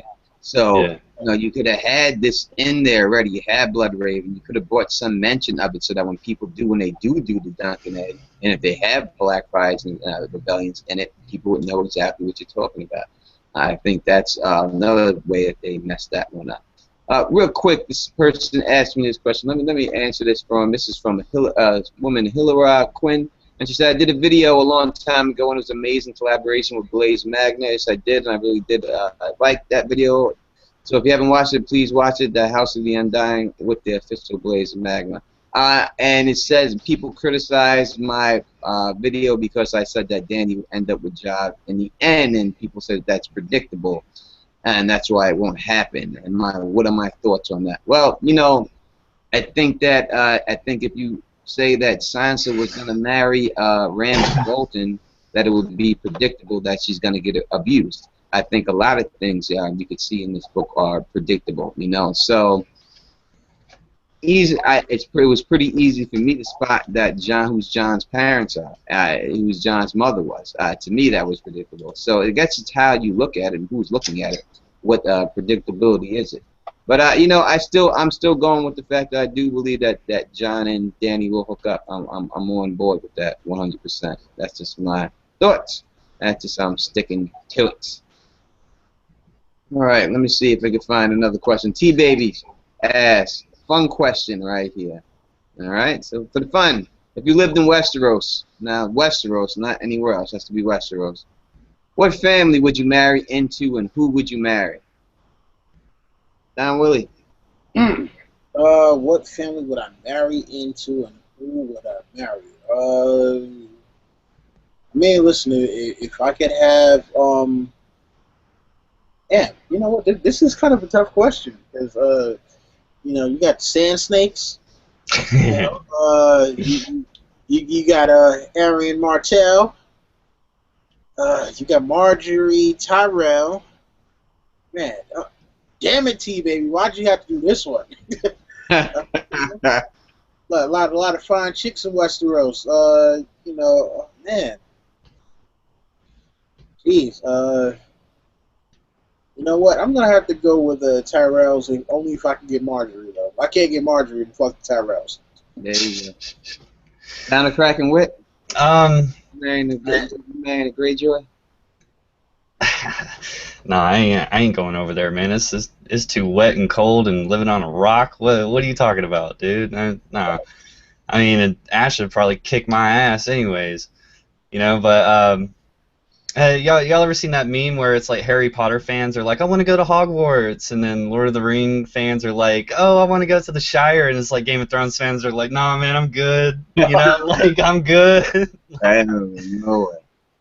Man, Ariane Martell, because she's exotic. She was one of the prettiest ones in my mind when I read the story, and it's pretty as far south as you can get away from them, others coming down, bringing the hammer down on everybody. So, yeah, she's smoking hot. It's not cold, and it's really far away from the White Walkers. So. That's right, man. He's in Atlanta, where they get that nice summer that probably lasts damn near half the year.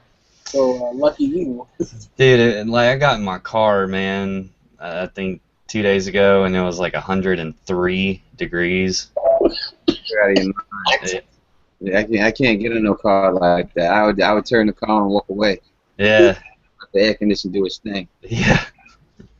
Now, if I had to marry into any house, I'm marrying to the Lannisters. I need the money. I'm after the dough, and ain't got no money.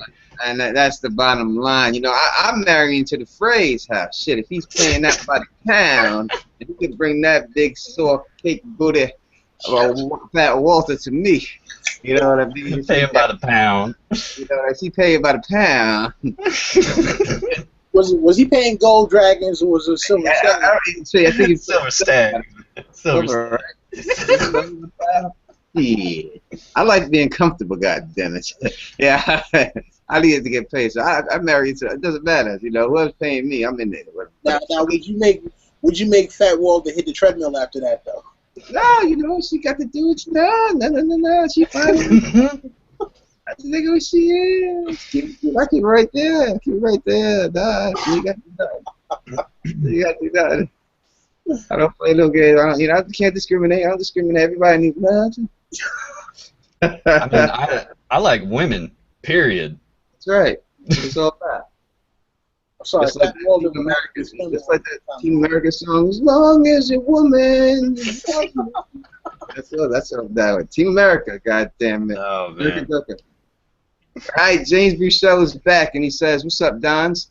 If you had a a percentage on the likelihood we will finally get to see Lady Stoneheart this season, what would it be?" I'm going 30%. I say 0. Listen, all right. Now, I do think we will see a Stoneheart. Now, if you're talking about Catelyn, 0. Sansa, I'll say, 70%. But yeah, it's too late for Sansa to become that, man. Like, if she was gonna become Lady Stoneheart, something would have had to happen in the possession of Ramsay to kill her. No. I mean, I don't think they're gonna play the magic angle with that one. I think it's just gonna be her and Theon escape and somehow get separated. Ramsay's men go looking for them. Theon gets separated. He runs into his sister finally, and then she runs into the Brotherhood without banners. And they're like, because I heard that the Walder Frey is coming back for this season. So I think Sansa is going to run into the Brotherhood without banners and finally get revenge on Walter Frey. And So, that's like their version of Lady Stoneheart. so everybody jumped the gun with the whole Dark Sansa stuff. It's coming. It just didn't happen last season like everybody thought it would. Yeah. I thought it was going to happen earlier, but yeah, I'm thinking this coming season. It'll be tumultuous maybe for like the first 2 episodes, and then by episode 3, she'll get run into the Brotherhood without banners, and then it's just going to be rampage after that. Yeah. Yeah, I hear you. I think Sansa's untouchable. I don't think she's done. I don't think anything bad's happening to that girl. I think in that they say that in that one who was it? Ghost of Ironheart that said the Starks will, the wolves will come back to the north. I think it says the wolves, so it's going to be plural, so there'll be multiple wolves. It's not going to be just one of them's going to retake the north. So we know Rickon's going to be there. Bran's not coming back. So I think it's Arya and Sansa. I think those are the last 2. I don't think they're both. I think they're both going to survive. I don't think they're going to die. I think they're all going back to the north. When it's all said and done. End of there. Wenwood asks, since they have killed the last 2 Lord Commanders, will Jon's killer be brought to justice? I think that Tormund's Giant Bane said it to him. Not Tormund's Giant Bane. Sir Alistair said it to Jon. He whispered right to him. You letting them through is going to be the death of us all. I think he was exactly correct because they're all going to kill him. That's the bottom line. But I'm killing Jon, they're all going to get killed. So I think he was exactly correct with that goes down. Don the Kraken Witt? Yeah, there's too many wildlings, and Jon was the one that let all them come, and their allegiance is going to be with Jon, so they're going to be pissed. They're going to be really fucking pissed. No doubt. Don Willi? Yeah, I don't think the killer will be brought to, quote unquote justice. But they will have justice served in the fact of, wildling axe splitting someone's head, and again, I think this is gonna, happen in the show in episode 10. I think we're gonna see the slaughter of the Night's Watch, and then at the very end, while you hear a bunch of clang, screaming and all that, we're gonna see, the very last shot, Jon just got the black. Mm-hmm. I feel you on that one without a doubt. What I'm gonna do right now is that since we got like 10 more minutes, we're gonna wrap it up real quick. So I'm gonna ask the question. I'm gonna ask one question to one person and get one person to answer. Then I ask the next person. We all won't answer them, so that way we can get through the questions that we have. So the first question is gonna go to Don the Kraken Witt. It's from Chopin Hoyer. He wants to know: do you feel the show will portray the Tower of Joy scene noticeably different than the faithful book story? I think they're gonna stay pretty faithful to it because that's a touchy thing. They've already fucked up Dorne. I mean, they have to take some of these things into consideration. Like Tony, what would you say that Sand Snake's scene? It's got more thumbs down than it does thumbs up on YouTube. I heard that. Huh? I heard that. Yeah. So I think they're going to have to stay faithful to it. They've already introduced the reeds, so it would be reasonable to think that we're going to see Howland, at that point, and it's just a tower, 3 dudes versus 7 dudes in a sword fight, and maybe a little fireball and some frogs, but other than that, I mean, there's not really much you can do. Is just act out the scene. Win the sword fight, go to your sister, and reveal who the baby is, and then magically pull the whole tower down. Nice. Next question to Don Willi from Hillier Quinn. She wants to know, will R+L finally be revealed this season through the location of the Tower of Joy? And will it be revealed to Jon himself? I think we answered kind of that before, but yeah, just kind of piggybacking off of what Kraken's answered the last one. Look, I think they're going to remain faithful to the Tower of Joy scene.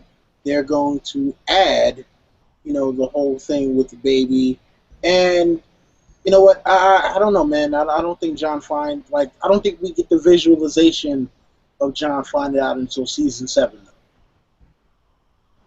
I hear you. All right, this person is. I don't know who this is. You know who this person is? Winter is here. You know who that is? Anyone know that person? Nope. No, you don't know? You know? I'm trying to find where you are on this question. He asked this question right, and put it up so you can see it.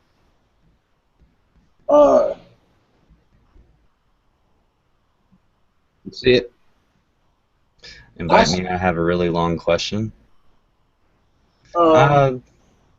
Never had any interaction, I don't think. I would just say, sorry, homie, I can't invite you. I don't know you like that. You know what I mean? You could bully me or something like that when you get on here. So, no disrespect, homie, but I just can't get down like that. You know what I mean? So, you can send me a message too.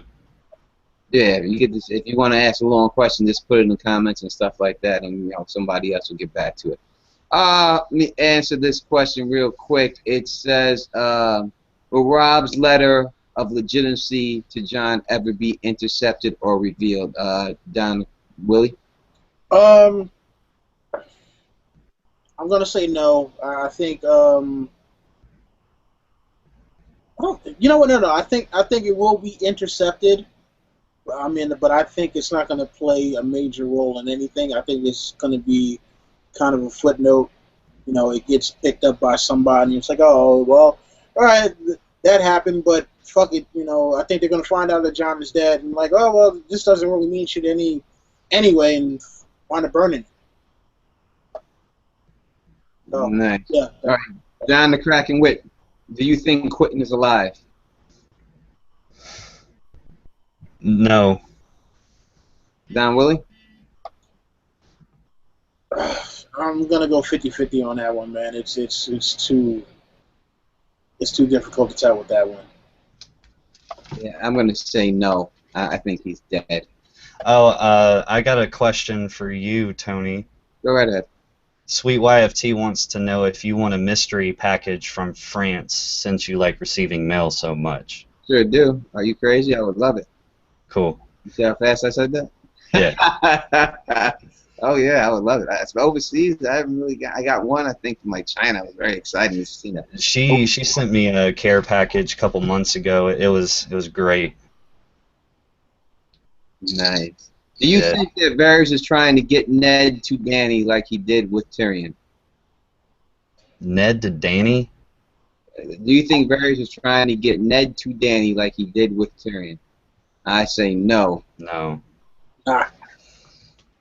All right, and for another one. Do you think Sansa is based off Queen Elizabeth I? And if so, that means she's gonna sit the throne? Me personally, I'm not a big history. I can't tell you this. We say that George V, George VI. I can't just. I can't do that, man. You gotta go check those other cats from Israel that be sitting in the chair with the dirty pants. He be rocking that. They be knowing that. You know what I mean? I can't rock it like that. Academy. Huh? Academy. Is that who it is? That's who that do this? Yeah. That dudes. They be doing their thing. They know how to get down like that. They got all that history. That guy's like a history teacher. I can't rock it like that. But I do believe Sansa will sit the throne. Anybody else have any question on that? That's tough to say. I don't know if she's based off of her, but it's plausible that Peter could put Sansa on the throne. It's possible. Jason Donahue wants to know, is Ned older than Lyanna? I do not believe that. No, not at all. No, it's Brandon, Lyanna, Ned, Benjen. I thought it was Brandon, Ned, Lyanna, Benjen. I think Lyanna was older than Ned. Lyanna, Ned, Benjen. Yeah. Okay. That's right. I think. I don't know. Let's see. Joshua Vasquez asks, "What's the deal, my people?" That's my line.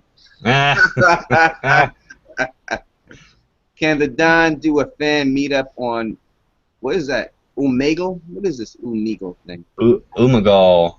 It's Omegle? like it's like a program where it puts you like cam face to face with people. I mean, you could host a fan meetup, but it doesn't have to be on Omegle. If any fans want to do something like that, leave it in the comment, leave it on the Teflon TV Facebook page or the Twitter page, and we could definitely work on something like that. You know, I'm interested in doing all type of things. And don't think I won't show up at down at Kraken Witt's house. Don't think I won't go down there. I get down like that. I just show up places sometimes. You might just see me pop up on the screen. Hold on. Just to go back real quick. Yep. Yeah, Ned was number 2 child. Nice. Yeah, I just looked it up in here. All right. There it is. Ned's number 2. So Ned was older than Liana. Yeah. So wow, how did I fuck that up? Tony, man, I was with you, dude. I was like Liana. It was Brandon, Liana, Ned, Benjamin. I was totally with you on Yeah, I that. didn't think it was Stark boy, girl. I thought it was him and Liana. Because Robert's older than Ned, right? Yeah, he's older than him by like a year. That's why I thought she was rolling with Robert. That's what I figured. You know, good catch, homie. Good catch on that one. I was wrong on that one. People probably looking at this guy. I don't know what he's talking about. Man, there's a lot of motherfucking characters in this goddamn book. Goddamn it, it's hard to keep track of everything. Hell yeah. Shit. I didn't Jared B asks, will Robb Stark ever come into the play in the book of the show? I guess she may be asking if his head gonna come into play. I think he's gone. So I'm gonna say Robb Stark is out of it. Yeah, it's a wrap for Robbie. Let's see. Anything else I'm seeing it that we can just ask? This guy's from Greece, so just because you're from Greece, you got to do this. That's a long ways away, Spartan. Don, greetings from Greece. I would like to know if the Umber Lord that they are casting is Small John. I believe it's Small John's because the actor must be 25 to 50 years old. I hope we see Great John again, but with the same actor. Keep up the work. Is Small John Umber being casted? Don the Kraken Witt. Yeah, I think we hashed that out, Don Willie, when we were doing the whole casting calls on one of our videos. But yeah, I think we came to the conclusion that it was Small John being cast. Yeah. Because like in the show, that's where Rickon is. He's at the last hearth. Mm-hmm. Yeah, he's with the Umbers in the show instead of on Skagos. Yeah, I think that's right. Yeah.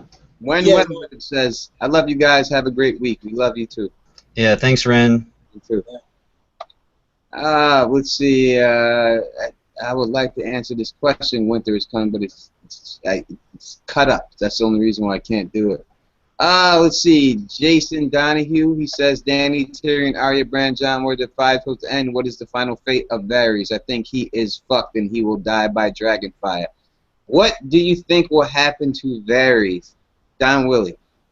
Yeah, you know, I'm going to agree with you. I think in the books, at least, he will be exposed as a Blackfire, and, you know, it's going to be like, oh, you know, all this damn subterfuge that you try to pull on us, you're done for. You're dead.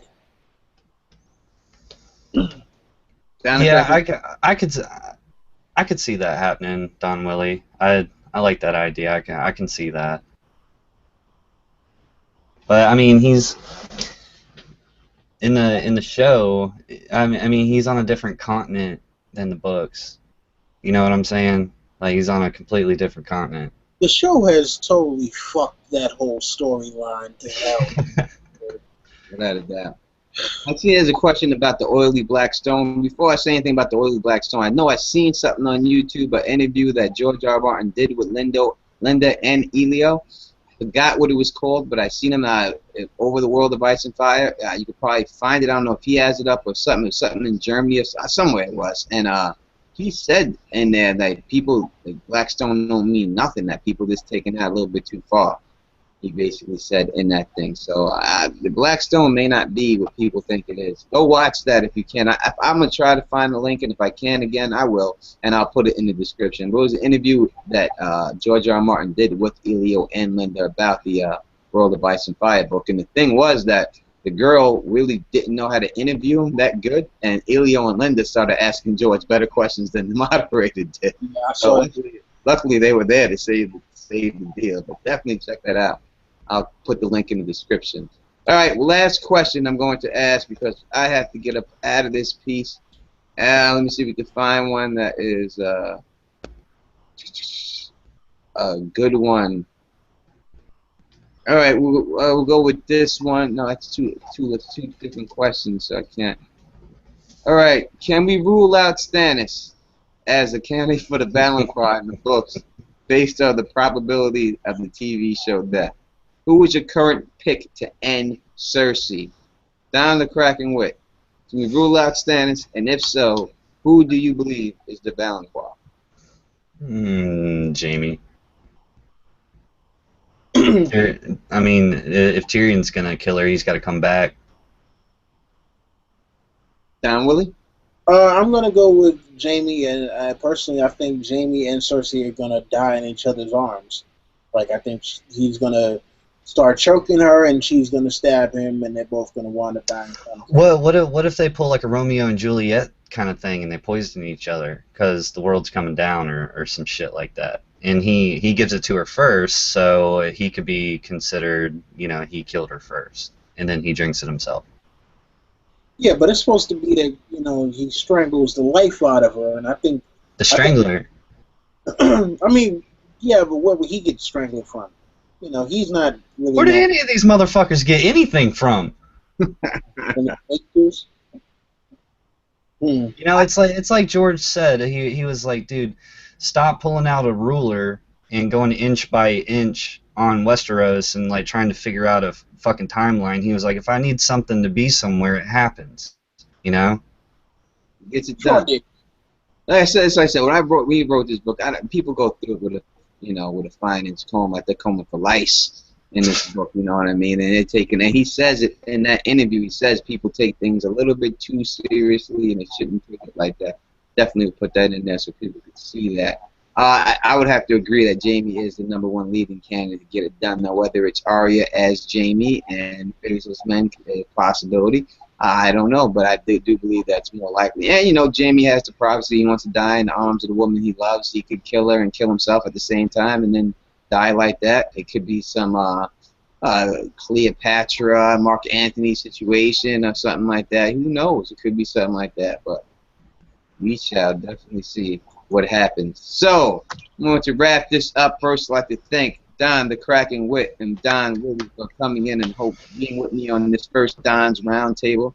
And we'll definitely try to get another one going again. So, Don Witt, where can people find you?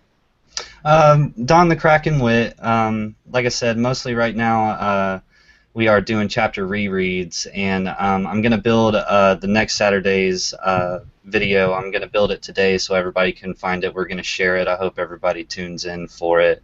But yeah, Don the Kraken Witt. And Tony, thanks for having me, man. This was a lot of fun today. I really appreciate it. Thank you for being here. And Don Willi, where can people find you? You can find me either on Don the Kraken Witt's channel. We do our roundtable discussions and chapter rereads. We are called the Knights Council, temporarily or tentatively. And you can also find me on my channel, Don Willi. It's DONWILLI. Don't put any E at the end because you will find someone else. Yeah, country singer. And, listen, I do mainly a lot of character profiles, and most of those happen to be subscriber requests. So if you have a character that you want to see me do, hit me up, and I will go to that character's home base of operations to do it. And all of us are on Google Plus and Twitter as well. Yes. Find them Google Plus, Twitter, Facebook, wherever people. You know me, it's Don Tony Teflon. Shout out to the small council, James Johnson, LaDonna, Charlie at Westeros, my man MP, Claire Gray, and T-Baby, and the very beautiful and lovely Nico. Shout out to all y'all. Hope to be getting back up with y'all. Maybe one day Don will have me on his show on his chapter review, and I'll be on that. You know what I mean? And maybe I'll be on Don Willi's page one day, or maybe Don Willi could do a character profile on my page about a character that I'm talking about. We can all figure out these things. We always try to linking up and stuff like that. So thank you, and if you'd like the way I do this, please thumbs up this, please subscribe, please tell your people about me and spread this across the realm. And until next time, peace. Stay sexy.